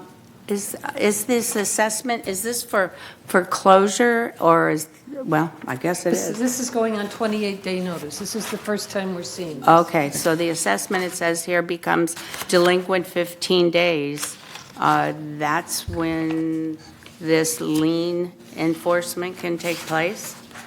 Well, first of all, this resolution is starting its 28-day cycle Right, today. okay, so that's my So discussion. you have time over the next. Okay. To read through and, come up with issues and Right. questions and so Right. on. Okay. Anyone else? All right. We ready to vote? Please touch your screens.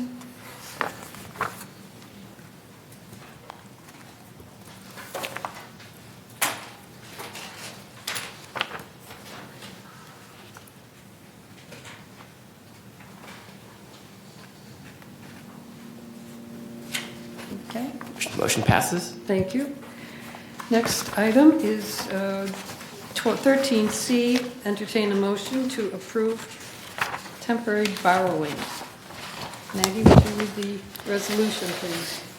This is page 13C, 7 of 8. It's a pink page. Temporary borrowing, 0123XX. Whereas pursuant to Civil Code Section 5515, the Board of Directors may authorize the temporary transfer of monies from a reserve fund to an association's general operating fund to meet short-term cash flow requirements or other expenses.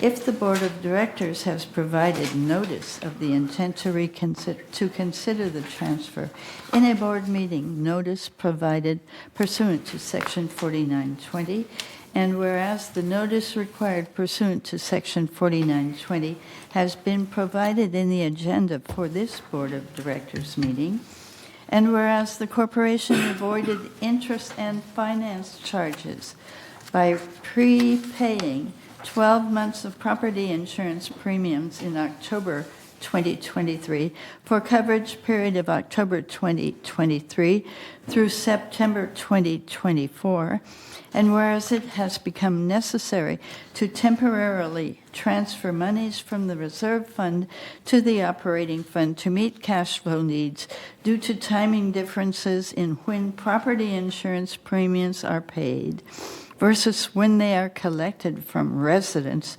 through monthly assessments, whereas the amount of funds needed to be transferred from the operating reserve fund to the reserve operating fund has been determined to be $3 million, and the repayment of such funds from the operating fund to the reserve fund is anticipated to be more than provided for by future property insurance premiums due and positive cash flow resulting from operations, and now therefore be it resolved that November 14th, 2023, that the transfer of $3 million as a temporary transfer from the reserve fund to the operating fund for the reasons stated herein, and with the plan to repay no later than 1 year from this date, is hereby authorized, and resolved further that the officers and agents of this corporation are hereby authorized on behalf of the corporation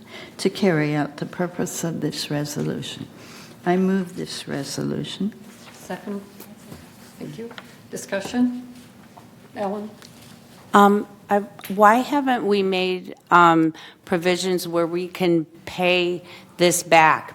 I mean, do an assessment or do something where we can have the money available? Well, there's never been an assessment, but Okay. Steve Pormuth is here to. Okay. Assessments are not a good thing, popular Well, thing to do. some form of paying it back so we don't have to keep borrowing every year. Oh, we did.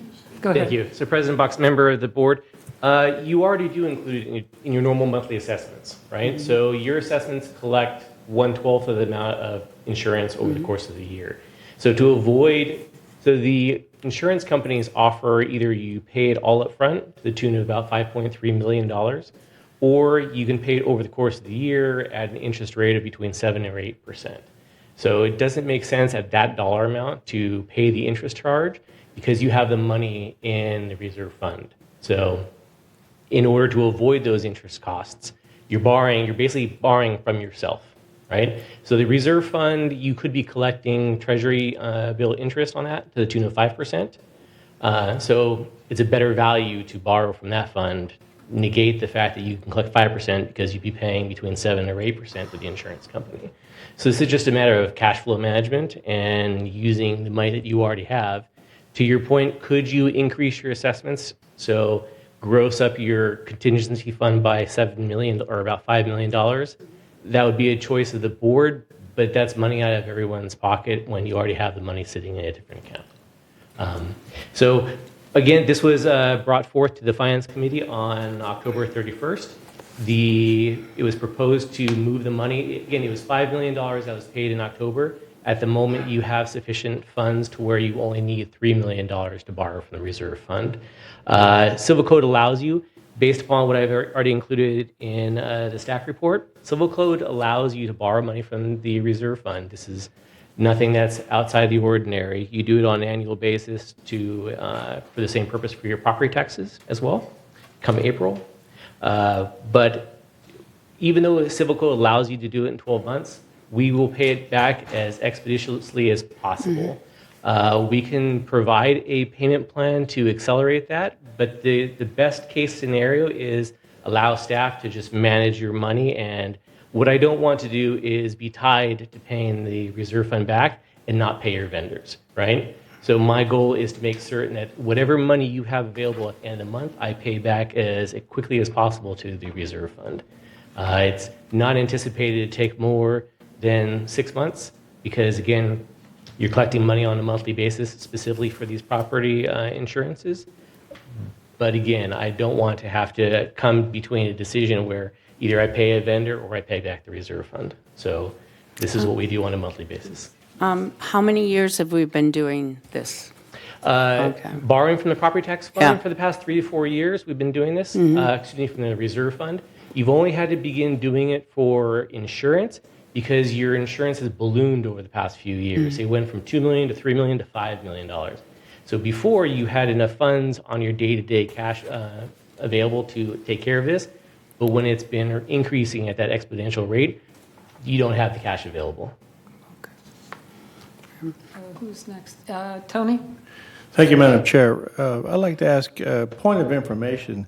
If this was discussed in the Finance Committee and they approved it, why shouldn't it have been on the consent calendar? That's my question. Thank you. That's a good topic. I don't have an answer to that question. Okay. Other comments? Georgiana? Yes, it seems like first we borrow from the reserve fund to pay the property taxes, and then we borrow from the property tax assessments to repay the reserve fund, and then the next time it rolls around, we're in the same thing where we're borrowing $3 million or whatever, and staff assures us we'll have no special assessment or anything, but we have no reliable payment plan or repayment plan. And I think if we could develop something like that where we're paying it back in, we won't run into this every year. To respond to that, so you will, unless you collect money from a contingency fund or increase your assessments for things like this, which that's not my recommendation. Again, you have the money, you're already collecting it. You have the option of financing over the course of the year through the insurance program. They allow that. That wouldn't be my recommendation because it's coming at an additional cost when you already have the money. It's up to the choice of the board in the future periods. But when this came up in prior to October, so leading up to that prepayment, I had a conversation with officers at that time, and it was their direction to just prepay it like you always have. Because why would you pay several $100,000 of finance fees? Again, I would not anticipate this changing unless the board directs staff to increase your assessments.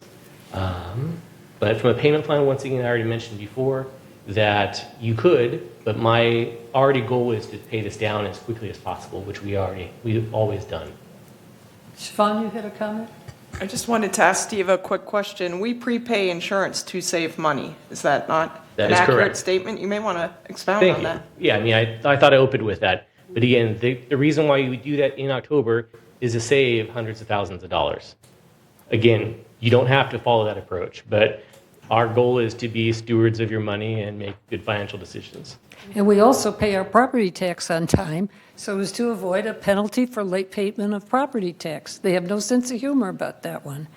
So we're moving money, like moving money from your savings account to your checking account and then refilling it as time goes on. And remember, we do not have a problem with people not paying their monthly assessments. It's like clockwork. People are very, very diligent about paying that monthly. We have fewer than 2 or 3, 5 maybe, on any given month, who for some reason haven't paid their monthly assessment, and then they catch up. Sure. So for this to go on is completely within the regulatory framework, and it's a way of avoiding higher costs of financing that we might ordinarily pay, otherwise pay, rather, I should say. Sue, you have? I appreciate you bringing this question up. Yeah. I appreciate you bringing this question up because it comes up often. It does. And this is an educational opportunity for our board and for our residents to explain why this is done. It's the most cost-effective method that the staff has been able to come up with. And members do not want increased assessments when they can be avoided. So this is something that can be internally managed, but it needs to be understood. And I think you're asking those questions is appropriate, but I think there's a valid response as to why we do it. It saves us time and money. Anything else from anybody? Paul? We do have Dick Rader with member comment. Okay. I have a question for Steve. Steve, in the past, haven't you also indicated your intent to pay back by a certain date? He says yes. So once again, Civil Code requires to pay it back within 1 year. Within the staff report, I included that states that's to be paid back within 1 year. With you're referring to when we've done it in the past for property taxes, and that's been a 2-month timing issue. So whereas with property insurance, you're paying 12 months in advance, right? And it's a significant dollar amount. So we will pay it back in an accelerated rate. We will not take full 12 months to repay this. Can I tell you when it's going to be paid back today? No, because different things take place during the course of the year. Thank you. If I may add, though, on a monthly basis, we provide financial statements, and you'll be able to see the progress towards repayment every month. Yes. Nancy? On paragraph 4 on the pink sheet, it has become necessary to temporarily transfer monies from the reserve fund to the operating fund to meet cash flow needs. Those cash flow needs are for funds other than the insurance payments. That's correct. So it sort of begs for somebody reading this a little confusing. I would probably to meet other cash flow needs or general operations cash flow needs, some definitive, because the code wants us to define what we're doing. And I stumbled on that. I'm pretty good on this legal stuff, but I stumbled on that paragraph a few times. Wait a minute, which is it? And so therefore, I mistakenly thought, well, did they mean avoided interest or is going to avoid interest being future? So I'm trying to distinguish that this is, we've already paid the money. We've already stolen the money from the reserve fund for the insurance payments. It's now before the board to get final approval, what the finance committee okayed. So no money's been taken from the reserve. And so I want to make it clear that we're saying it's for other cash flow needs, and it does say in paragraph 6 that we plan to repay this within 1 year. So you're covered on that. But my comment is I think we need to I would like to insert a definition of what the cash flow needs are, because it doesn't say what it is, and the code wants us to be specific. So I included that in the staff report. So I provided a cash flow. So But the we're reason- voting on a resolution.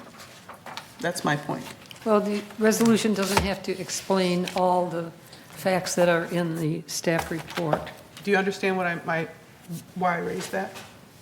If I may, I want to be careful of our terminology. I don't approve of using the word stolen. I think that we absolutely need to make sure that the money is used appropriately. Nothing is stolen. So I just wanted to make that clear. Thank you. All right, are we ready to vote this resolution? Please do.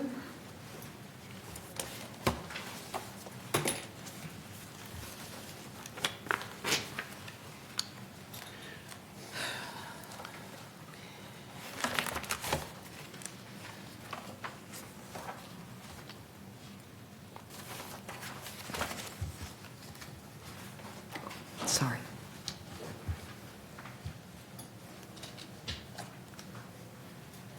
Who are we at minus? Okay. We need one more. Director Liberatore, your vote, please.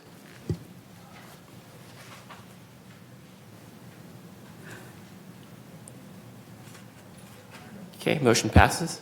Thank you. Moving on to update committee assignments. Maggie, will you read the resolution, please?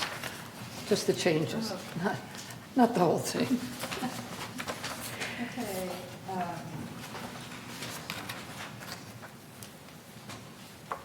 All right.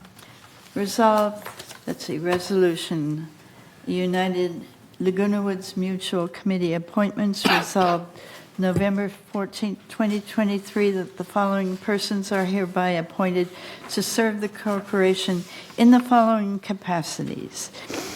I'll just read the people who are on the committee. Architectural Control and Standards, now Anthony Liberatore as chair, and Sue Kwam and Ellen Leonard as committee members. Finance Committee is Mickey Choi Ho, Chair, Tom Tuning, Allison Bach, Anthony Liberatore as alternate, and non-voting advisors, Robert Tucker, Eric Carlson, Ken Benson. Governing Documents Review Committee, Maggie Blackwell, Chair, Vidya Kale, Nancy Carlson, Tom Tuning, alternate. Non-voting advisors, Dick Rader, Juanita Skillman, Mary Stone. Landscape Committee, Sue Kwam, Chair, Anthony Liberatore, Georgina Willis, Vidya Kale, alternate. Non-voting advisors, Ann Beltran, Mary Sinclair. Landscape Tree Ad Hoc, Sue Kwam, Chair, Georgiana Willis. Non-voting advisors, Cheryl Nielsen, Mary Sinclair, Ken Benson, Jack Salvador, Carl Randazzo, Robert Reyes. Maintenance and Construction Committee, Allison Bach, Chair, Pearl Lee, Mickey Choi Ho, Ellen Leonard. Member Hearings Committee, Pearl Lee, Chair, Maggie Blackwell, Nancy Carlson, Vidya Kale, alternate, Allison Bach, alternate, Georgiana Willis, alternate. New Resident Orientation, Allison Bach, Chair, Pearl Lee, Anthony Liberatore. Resident Advisory Committee, Anthony Liberatore, Chair, Pearl Lee. Resolved further that all directors are considered alternate members of each committee. Each alternate may serve as a substitute for another director that is unable to attend a meeting substitute. Committee member alternates cannot substitute for more than 2 consecutive meetings. This will allow any director to ask any other director to sit in their stead during a temporary absence or unavailability.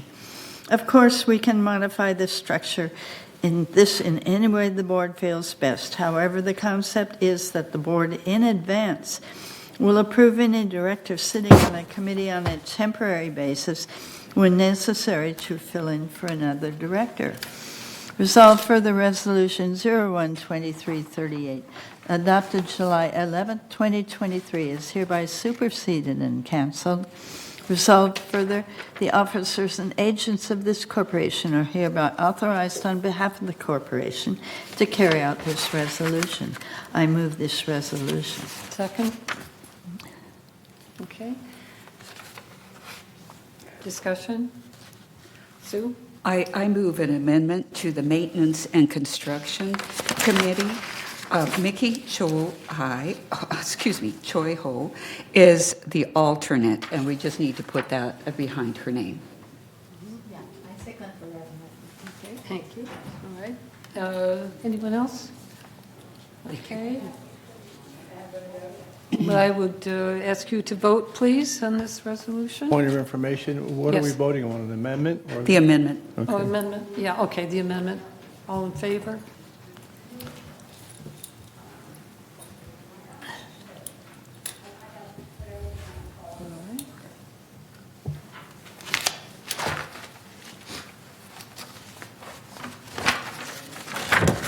Motion passes. And now the resolution in its body. We need one more. All right. So this is the Golden Rain Foundation. Point of order? Wait, Anthony? I have a question. Yeah. A point of information. The Landscape Tree Ad Hoc Committee, that's not a standing committee. I'd like to know when that's going to end or what their purpose of existence is. Sue, that's your committee. Yes, the committee has completed their work. We will have one final meeting to approve the report, the DUDAC report, and then the committee will no longer be meeting. Thank you. All right. And, go ahead. Maggie? Are we ready for the next resolution? Yeah, or do we're still going to vote on the original motion. Okay, Yeah, we need to go right. back and vote on the body of the first resolution. Right. Amendment is passed, adding Mickey as an alternate, and now we will vote the main resolution that Maggie just read. So,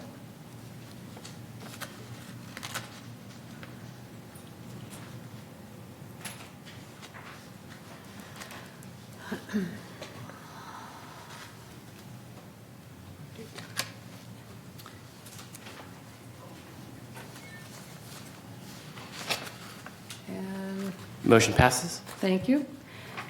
Next resolution, Golden Rain Foundation Committee appointments. By the way, this has already been passed at Golden Rain Foundation this past week.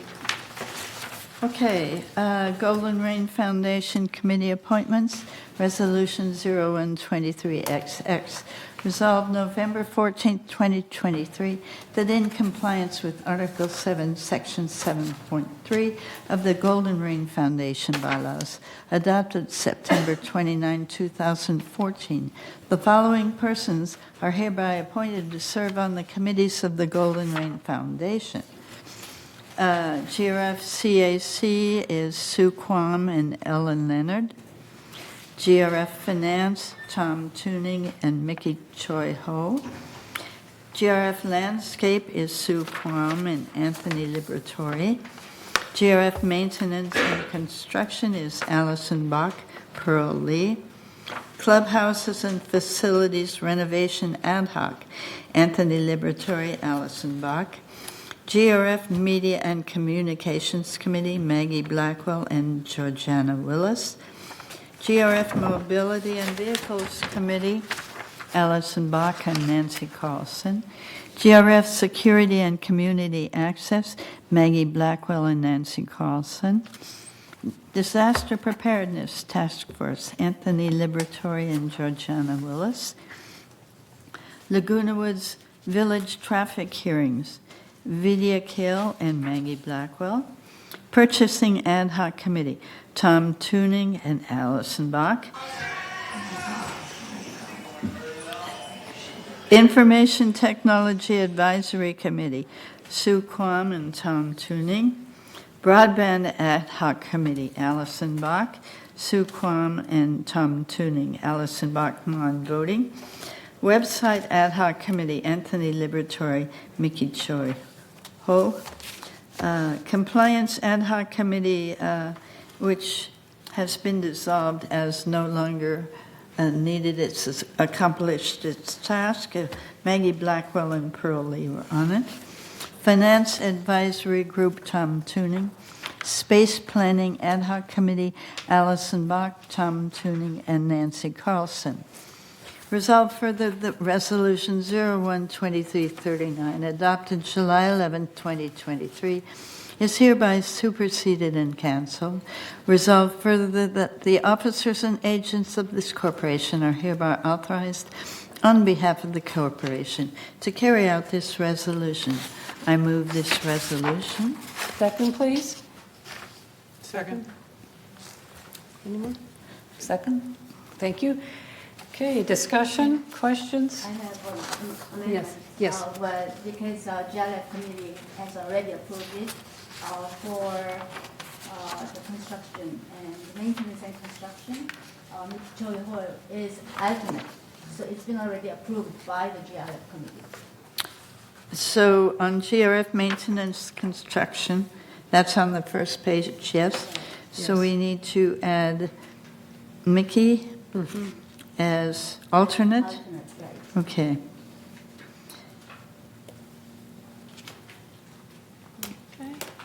Any objections? It's a motion. Is there a second I to second. the amendment? Is amended. Okay, we shall vote on that amendment before we vote the resolution. Amendment being that Mickey Choiho has been added to GRF maintenance and construction.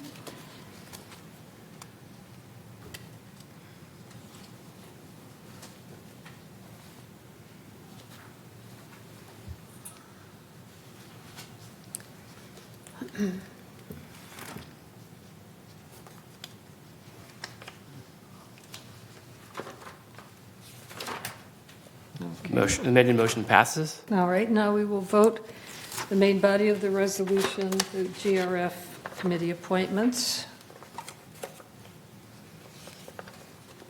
I second. That's, okay, that's been seconded already. We will vote that. Sorry, give me just 1 second to fix this.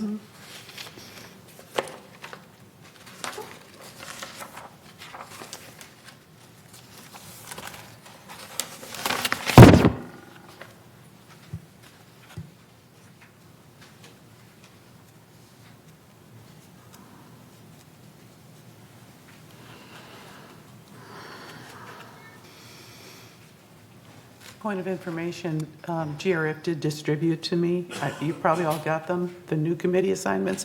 You're not on it as an alternate, so you might want to let them know to add that. Okay. Okay, please vote the screen.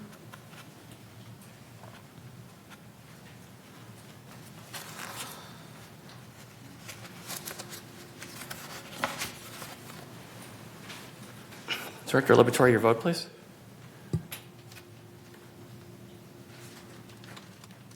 Tony, would you vote, please? And motion passes. Thank you. Okay. With that, we are now... Madam President, excuse me, is this the time where I can propose a motion? Yes. Okay, all right. I'd like to... Paul, excuse me. I believe we already approved the agenda initially, so I think Right. this is better off if we add it to the agenda prep meeting for, Okay. yeah, for next All right. time. Did you get that? I got it at the agenda prep meeting, but this was to be on the agenda prep meeting on this agenda, what I want to propose. No, agenda prep meeting was... I know 10 days ago. when the agenda prep meeting is, but I thought that this was going to be on the agenda originally for today. The point of order, No, it Madam wasn't. President. Yeah. Despite this miscommunication, the agenda has been approved, and as Paul says, to change it would be a violation. We'd have to go through a whole process to change the agenda because it's been approved and accepted. Thank you. Okay, so it'll be on the next... Providing you at the bring it next up in agenda prep and it's approved as a topic that we want to discuss and are in a position to discuss. Right. Okay, and now member comments. Maybe we have a break. Well, do we want to do, okay, question, you can leave, of course, at any time that you need to, but. All right, I will take a break. At this time, we can either press through, we'll do director comments, but we can press through with committee reports and hopefully get our lunch by 12:30, 12:45, or take a brief break and then continue on with committee reports. Brief Committee break? reports are fairly brief. Brief, 2 minutes. Okay, all right. So we'll continue now with director comments. And let's start at this end of the horseshoe. Vidya, anything from you? Not really. I don't have any. Okay, thank you. Mickey? Oh, yeah, just borrowing thing, as a committee chair and I as a new treasurer and committee chair, I've been studying a lot about this issue because the word borrowing is not very good. So I've been researching and I've been asking other, the condominium complex, how did they do it? But mostly they just have some special assessment, which means that we have to increase our fees. So I think that we came to the conclusion that is the best solution as of now, unless we have somebody who could donate $5 million to us. That would be wonderful. Anthony? Okay, Nancy? I'll pass right now. Georgiana? Ellen? Not been any meetings. Okay, what's your pleasure, ladies and gentlemen? Shall we press on with committee reports or take a break and come back? And how long? Okay, okay, let's take 5 minutes then.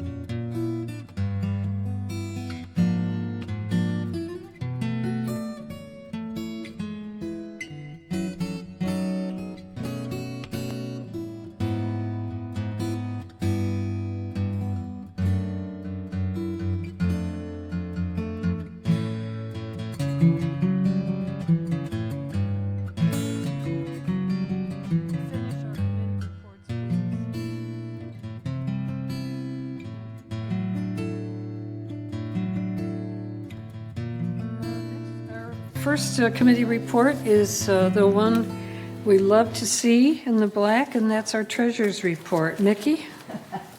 Okay. Hi. Finance Committee met on October 31st, and her report has been attached, item number 15A, and the page attached about monthly resale and leasing report. You can just take a look at. But in terms of treasurer's report,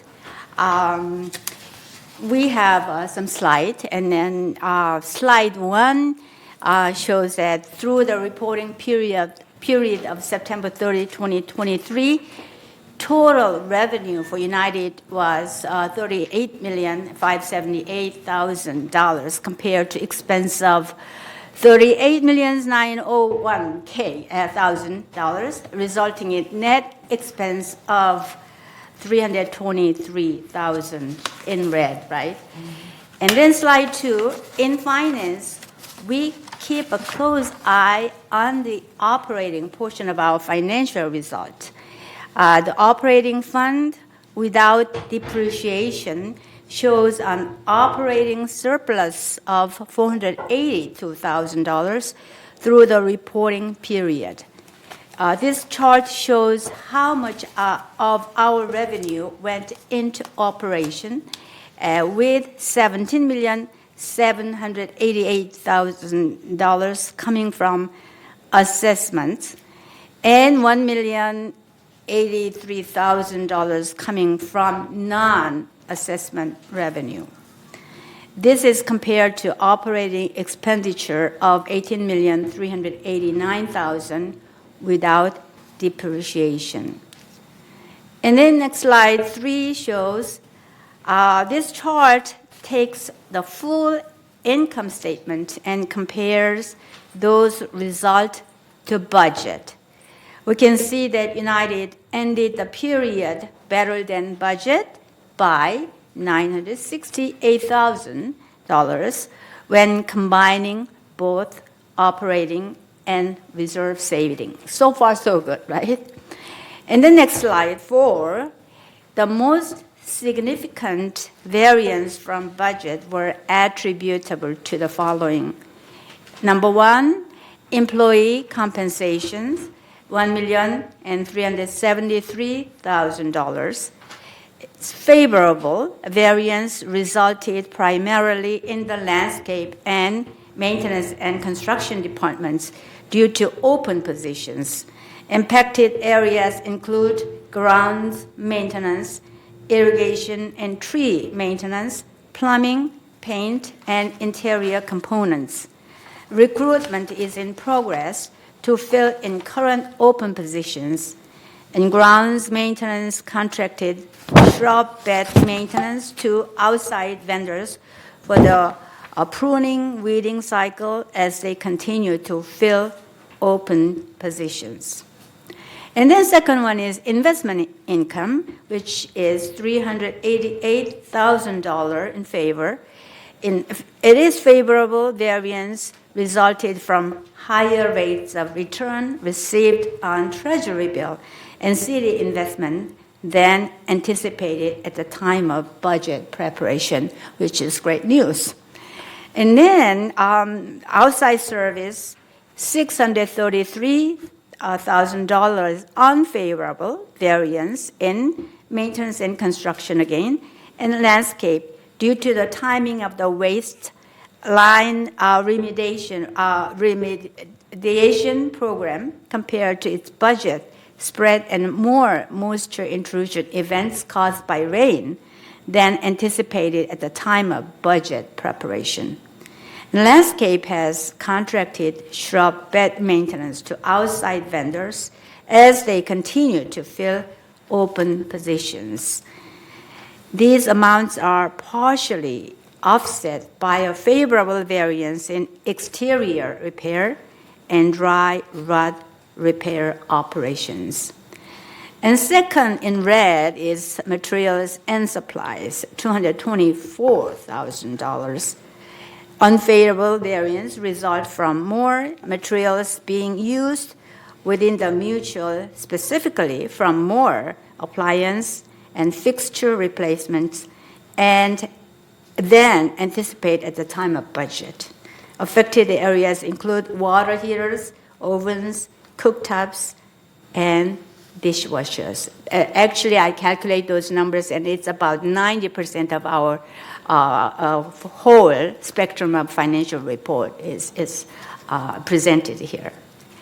And then slide 5, it's a PIEs, more specific financial report and expenditures, basically. On this pie chart, we show non-assessment revenues earned to date of $1,584,000, and revenue is organized by categories. And starting with our largest revenue generating category is investment income, 32%, followed by fee and charges, about 29%, and laundry, 11%, and leasing process fees, resale processing fee, and so forth. And then next slide shows the expenses to date of $38 million, almost $902,000, showing that our largest categories of expenses are employee compensation and property tax, about 26%, same numbers, followed by outside services, utilities, insurance, materials and supplies, and so forth. So, and then upper right corner, we show breakout of the utility category, sewers and then water, so on. And then the next slide, 7. On this slide, we see those same expenses, excluding property tax. The first one, the previous one was including property tax, but this is excluding property tax of $28,743,000. So if you look at that, the largest one is, again, the employee compensation, and then also is services, and so on, right? Slide 8. Let's go on to next one. Our fund balances are shown here. The contingency fund balance on September 30th, 2023 was $1,107,000, and contributions collected totaled $57,000 with no expenditures to date. And the reserve fund balance on September 30th was $15,863,000. Contributions and investment revenue collected totaled $9,392,000, while expenditures were $10,239,000. Next slide. We compare this to historical fund balances for the past 5 years on the chart, which have averaged $18.9 million. And then I look at all the financial, the blue books, and then it will go down until 2027 because we set up the reserve fund like that. And then from then on, we recover. I believe every year about $15 raise increasing each year by either calculation, right? Okay, so we are low. So, you know, I saw the chart and it was a lower than average. It's like, ooh, but it's been set it up that way. We decided to do that. Okay, and let's go to final slide 10, excuse me. We have a slide here to show resale history from 2021 through 2023. Through September 30 again, United resale total 284, which is about 84 resale lower than the prior year, last year, for the same time period. And the average year-to-date resale price for United Mutual Manor was about $400,000, which is $4,000 more than the prior year for the same time period. So that explains the most recent report, financial report. And our committee report, agenda item 15A, page 3 has monthly resale report on your agenda. And then monthly leasing report is attached down there. So we have leasing total this year is much higher than the last year, I believe, and percent lease value is about 12% around there. And I was told that we can lease up to 25%. All right, and then the final page 304, monthly resale report, attached there, and then let's see, page 44, active leasing report again. Oh, the first one was period 9, month of September, and then 3-4 is a month of October, I think, right? Okay, that's all the report I have. Any questions? Steve is right there. So, okay, Alan? How much have we collected from the backlog of chargeable services? Steve, please help.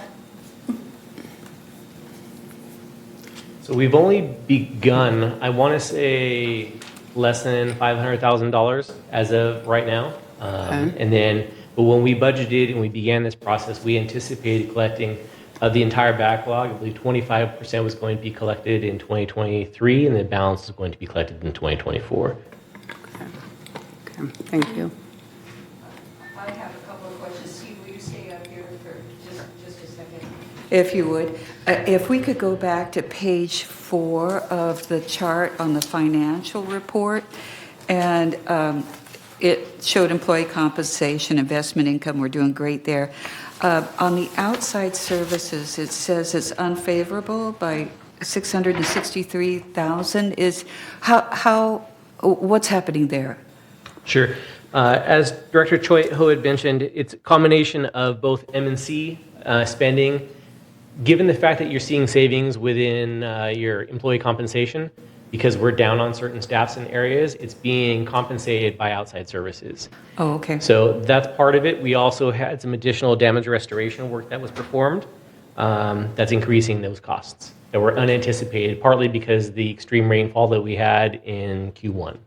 Okay, so it's balanced. We're not down that money. It's Correct. coming from the employee compensation fund? Correct. So when we create our budget, we anticipate to be fully staffed.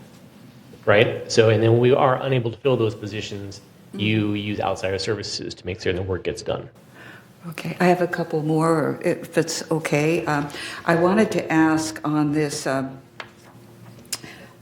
the monthly resale report, and that's on page 1 of 4, agenda item 15A. It's the monthly resale report, and we're down 27.7. That's about 30%. So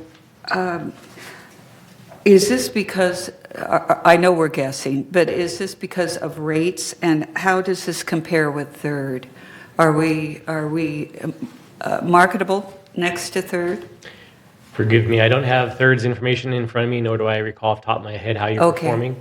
But it's a combination of multiple factors, and this isn't something that I came up with, but I've heard from other mutuals, GRF, I believe it was mentioned in one of your United meetings.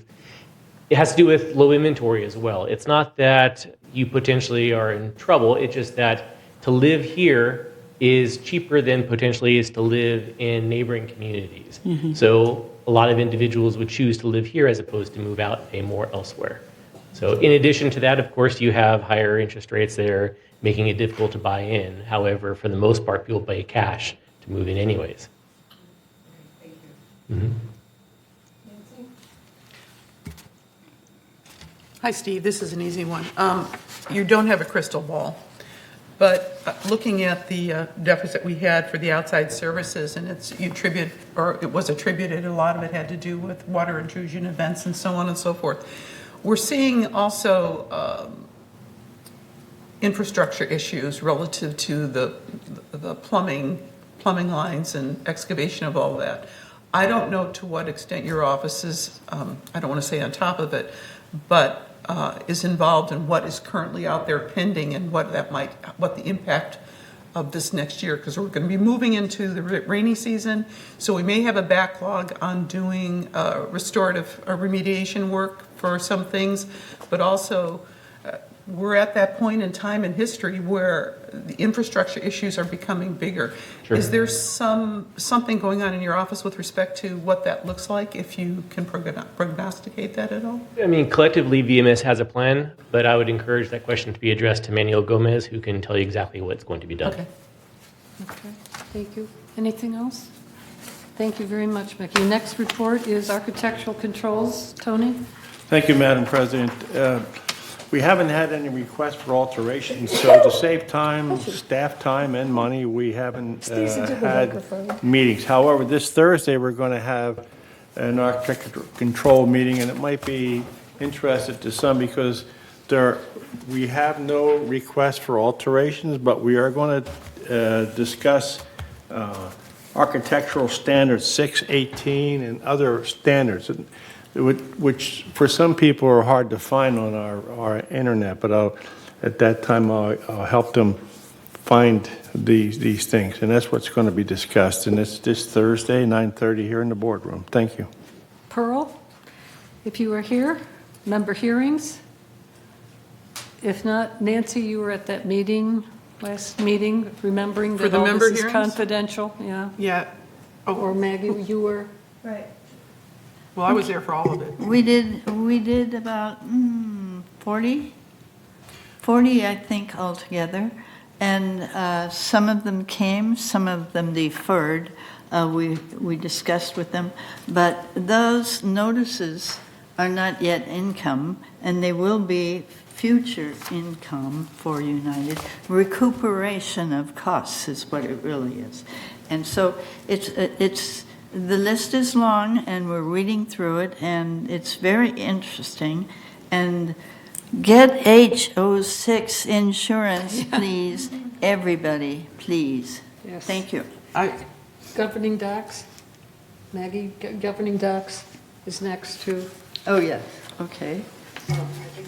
Oh, Nancy, did Nancy. you have a comment about member hearings? Yeah, I just wanted to footnote it. At that meeting, we really started to commence telling everybody how important the HO6 is critical, and we felt that it probably behooves us to put it in your newsletter.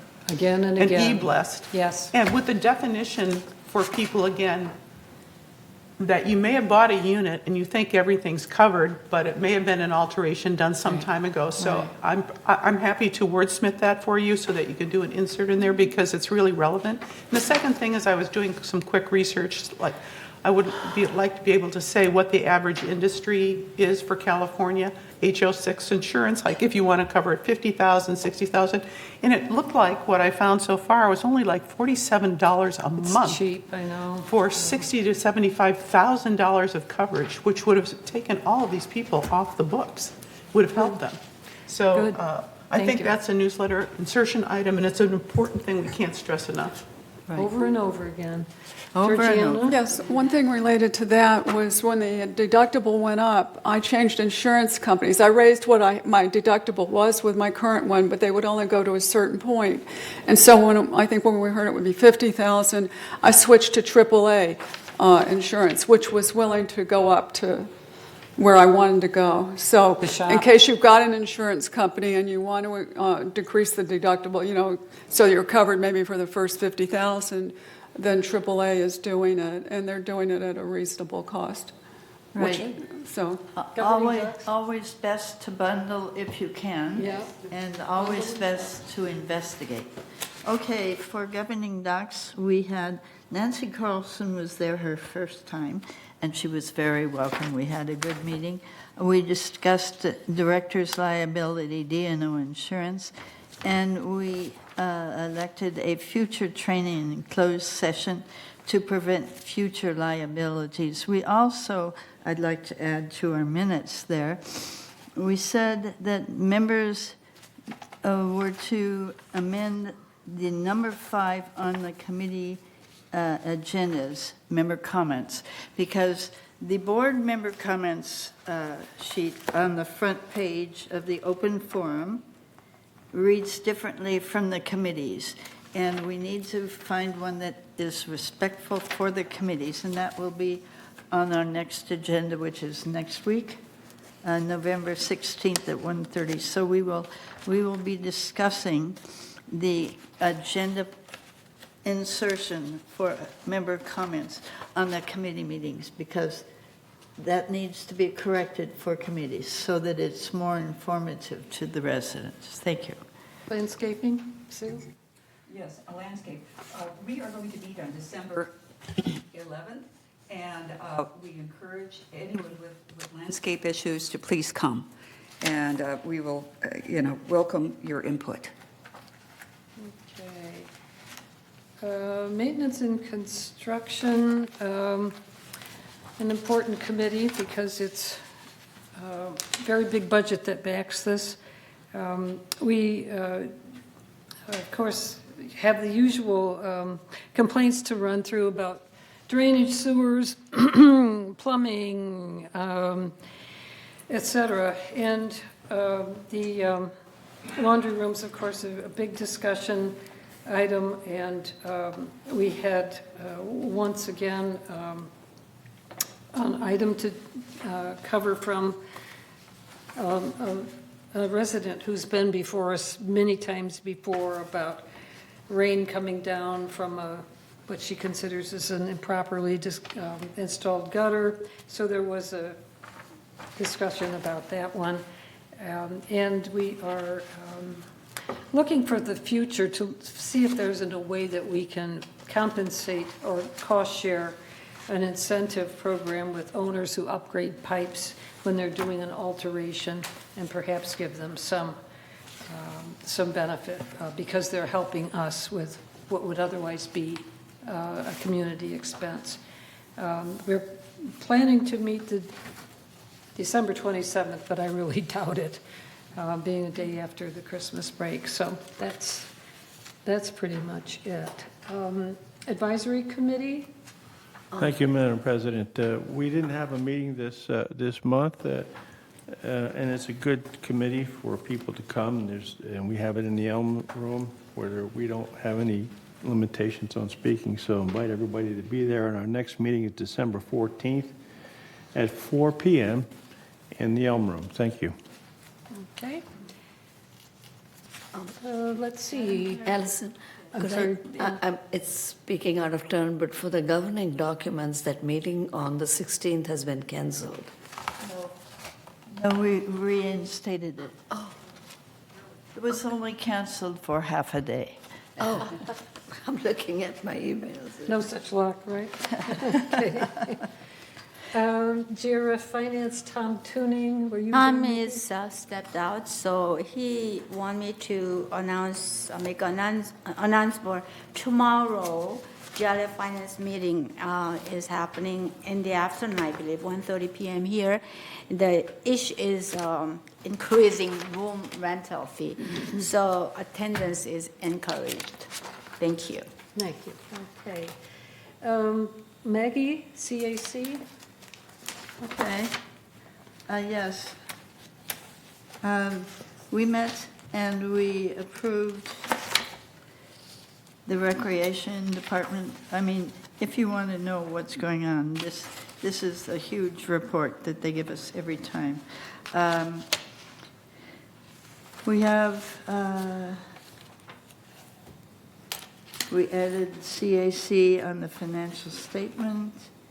The driving range is finished, hallelujah, and many golfers are celebrating. They had a brief ceremony at 8 o'clock in the morning, which was too early for me, but I was there. Good. So that is a big relief, and apparently all the requirements were finally met and everything should be good. The outlook is rosy. The tennis people, people in the recreation department, clubs, tennis clubs and so on, the players are kind of setting together, and sometimes they're making their own rules, which are not quite fair to everyone. And so GRF is getting a little bit involved with some of those without trying to interfere too much. So if you have a question about how you can play when you can play, you can always come to CAC, because they're working on that constantly to try and make our amenities accessible to all residents at various times, and ensure that everybody who wants to play can play, though they may not be able to play at the precise perfect time, which is probably Tuesday morning at 10 o'clock. So they're working on that still, but it's coming along. The recreation rules are just about ready to be approved.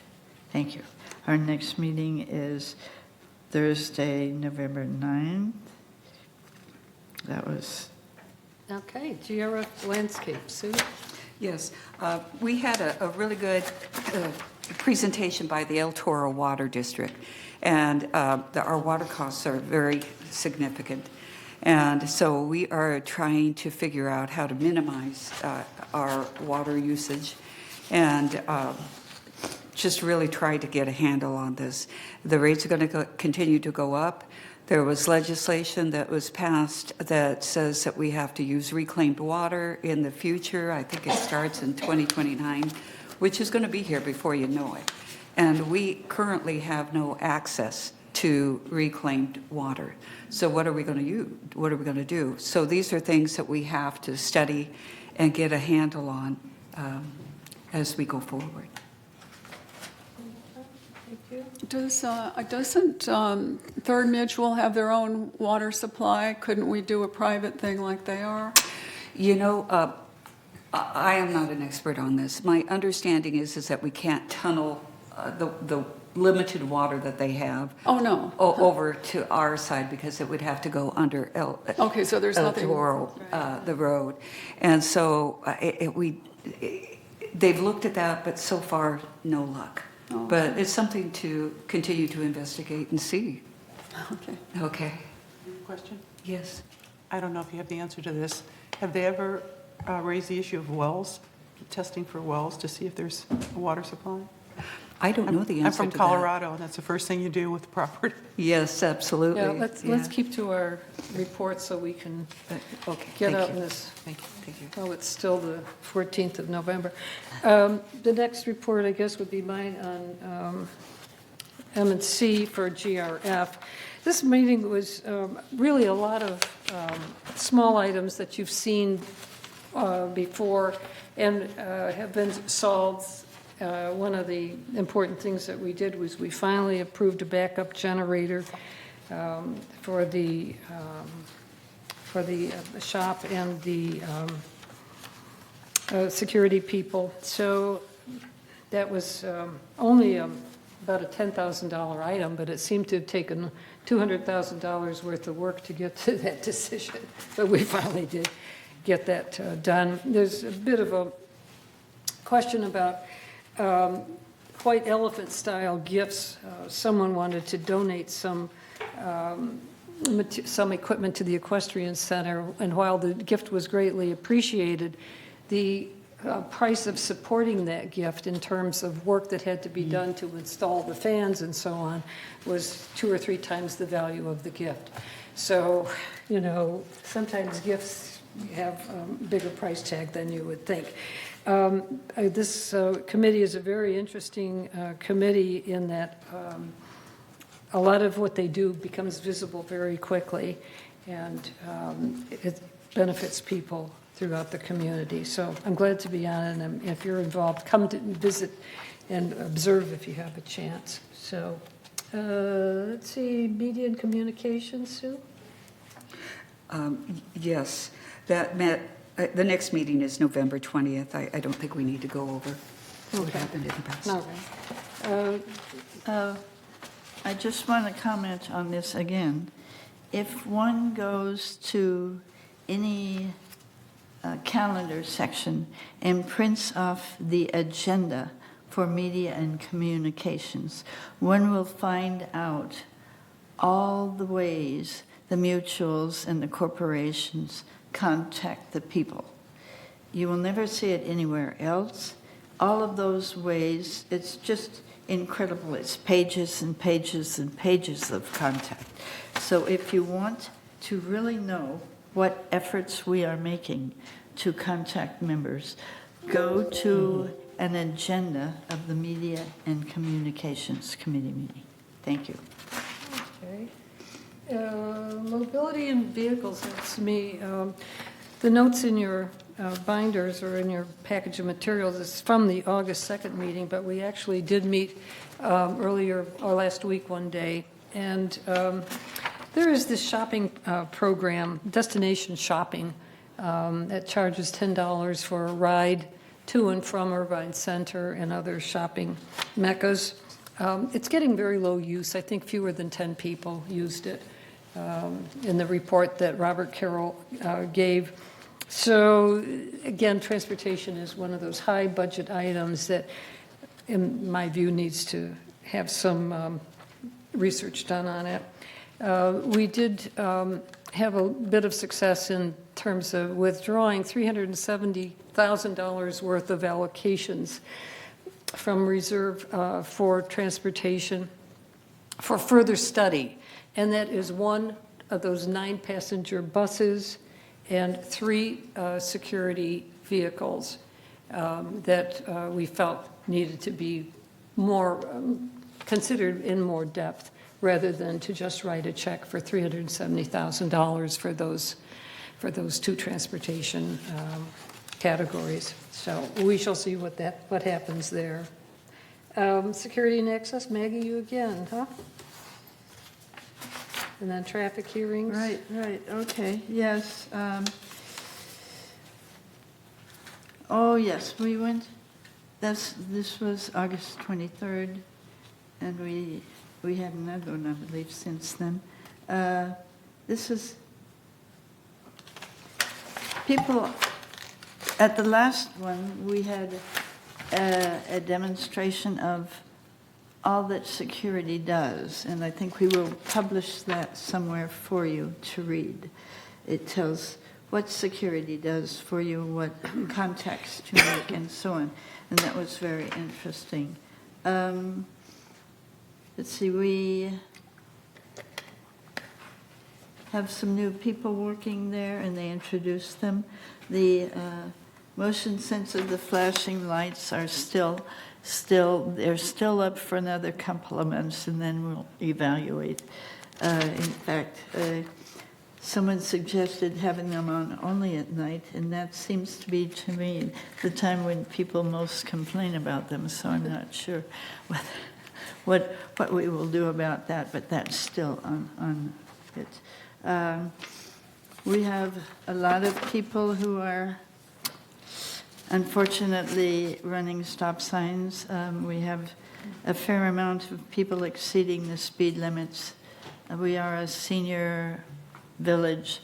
Nobody can move very fast, but some people drive very fast. So one needs to keep that in mind. I was amazed to learn that the new painting that we have done inside Gate 2 is already washing away because it has to be now a biodegradable product. Well, when you put that on the roadside, that isn't going to last as long or be as bright as the others. So that may be a different whole approach for us. We're going to have to repaint due to the type of paint that is required. Well, that would become an interesting problem for us, but yet we need that paint to be very distinct. But so that's something in the future. But We have had very interesting reports. Thank you. Disaster prep, Tony? Thank you, Madam President. This is a task force, it's not a committee. It's headed up by Eric Nunes, the head of our security department. And we discussed possibilities and how we're going to handle disaster. And they always go around the horn to ask what the various mutuals have any questions. And I've never had anything from this board to offer at this disaster preparedness. So if you do have some concerns, please let me know, and I'll be glad to have it. And our next meeting for disaster preparedness will be here in this room on November the 28th, 9:30. And it's good just to stop by to see what you, at least think about what you're going to do when the big one comes, or a fire or something like that. That's all I have. Thank you. May I? Yeah, just, Tony, I'll look for an article in the Globe. It was a letter to the editor by one of the people who works at Clubhouse 3, and they did have concerns. And so, perhaps I'll get that to you so you can look at it and see whether they have been addressed or not. Sue on IT? Yes. The ERP, the Enterprise Resource Program is coming along. They're doing a great job, and I won't take the committee's time, but they are working on this. They're working on the systems. It's old data that they've had to update, old systems that they've had to update. So it's taking a bit longer than what they had anticipated, but they are making good progress. Okay, future agenda items. We have coming up next month, the 28-day, after 28-day review, the collections and lien enforcement policy. And then anything else that we decide in agenda prep that we want to put on that agenda for December. At this time, then, we will recess if there's nothing further from y'all, and have some lunch. Closed session to follow. Meeting adjourned. Thank you. Madam President, what time did you want to reconvene? Sorry? What time did you want to reconvene?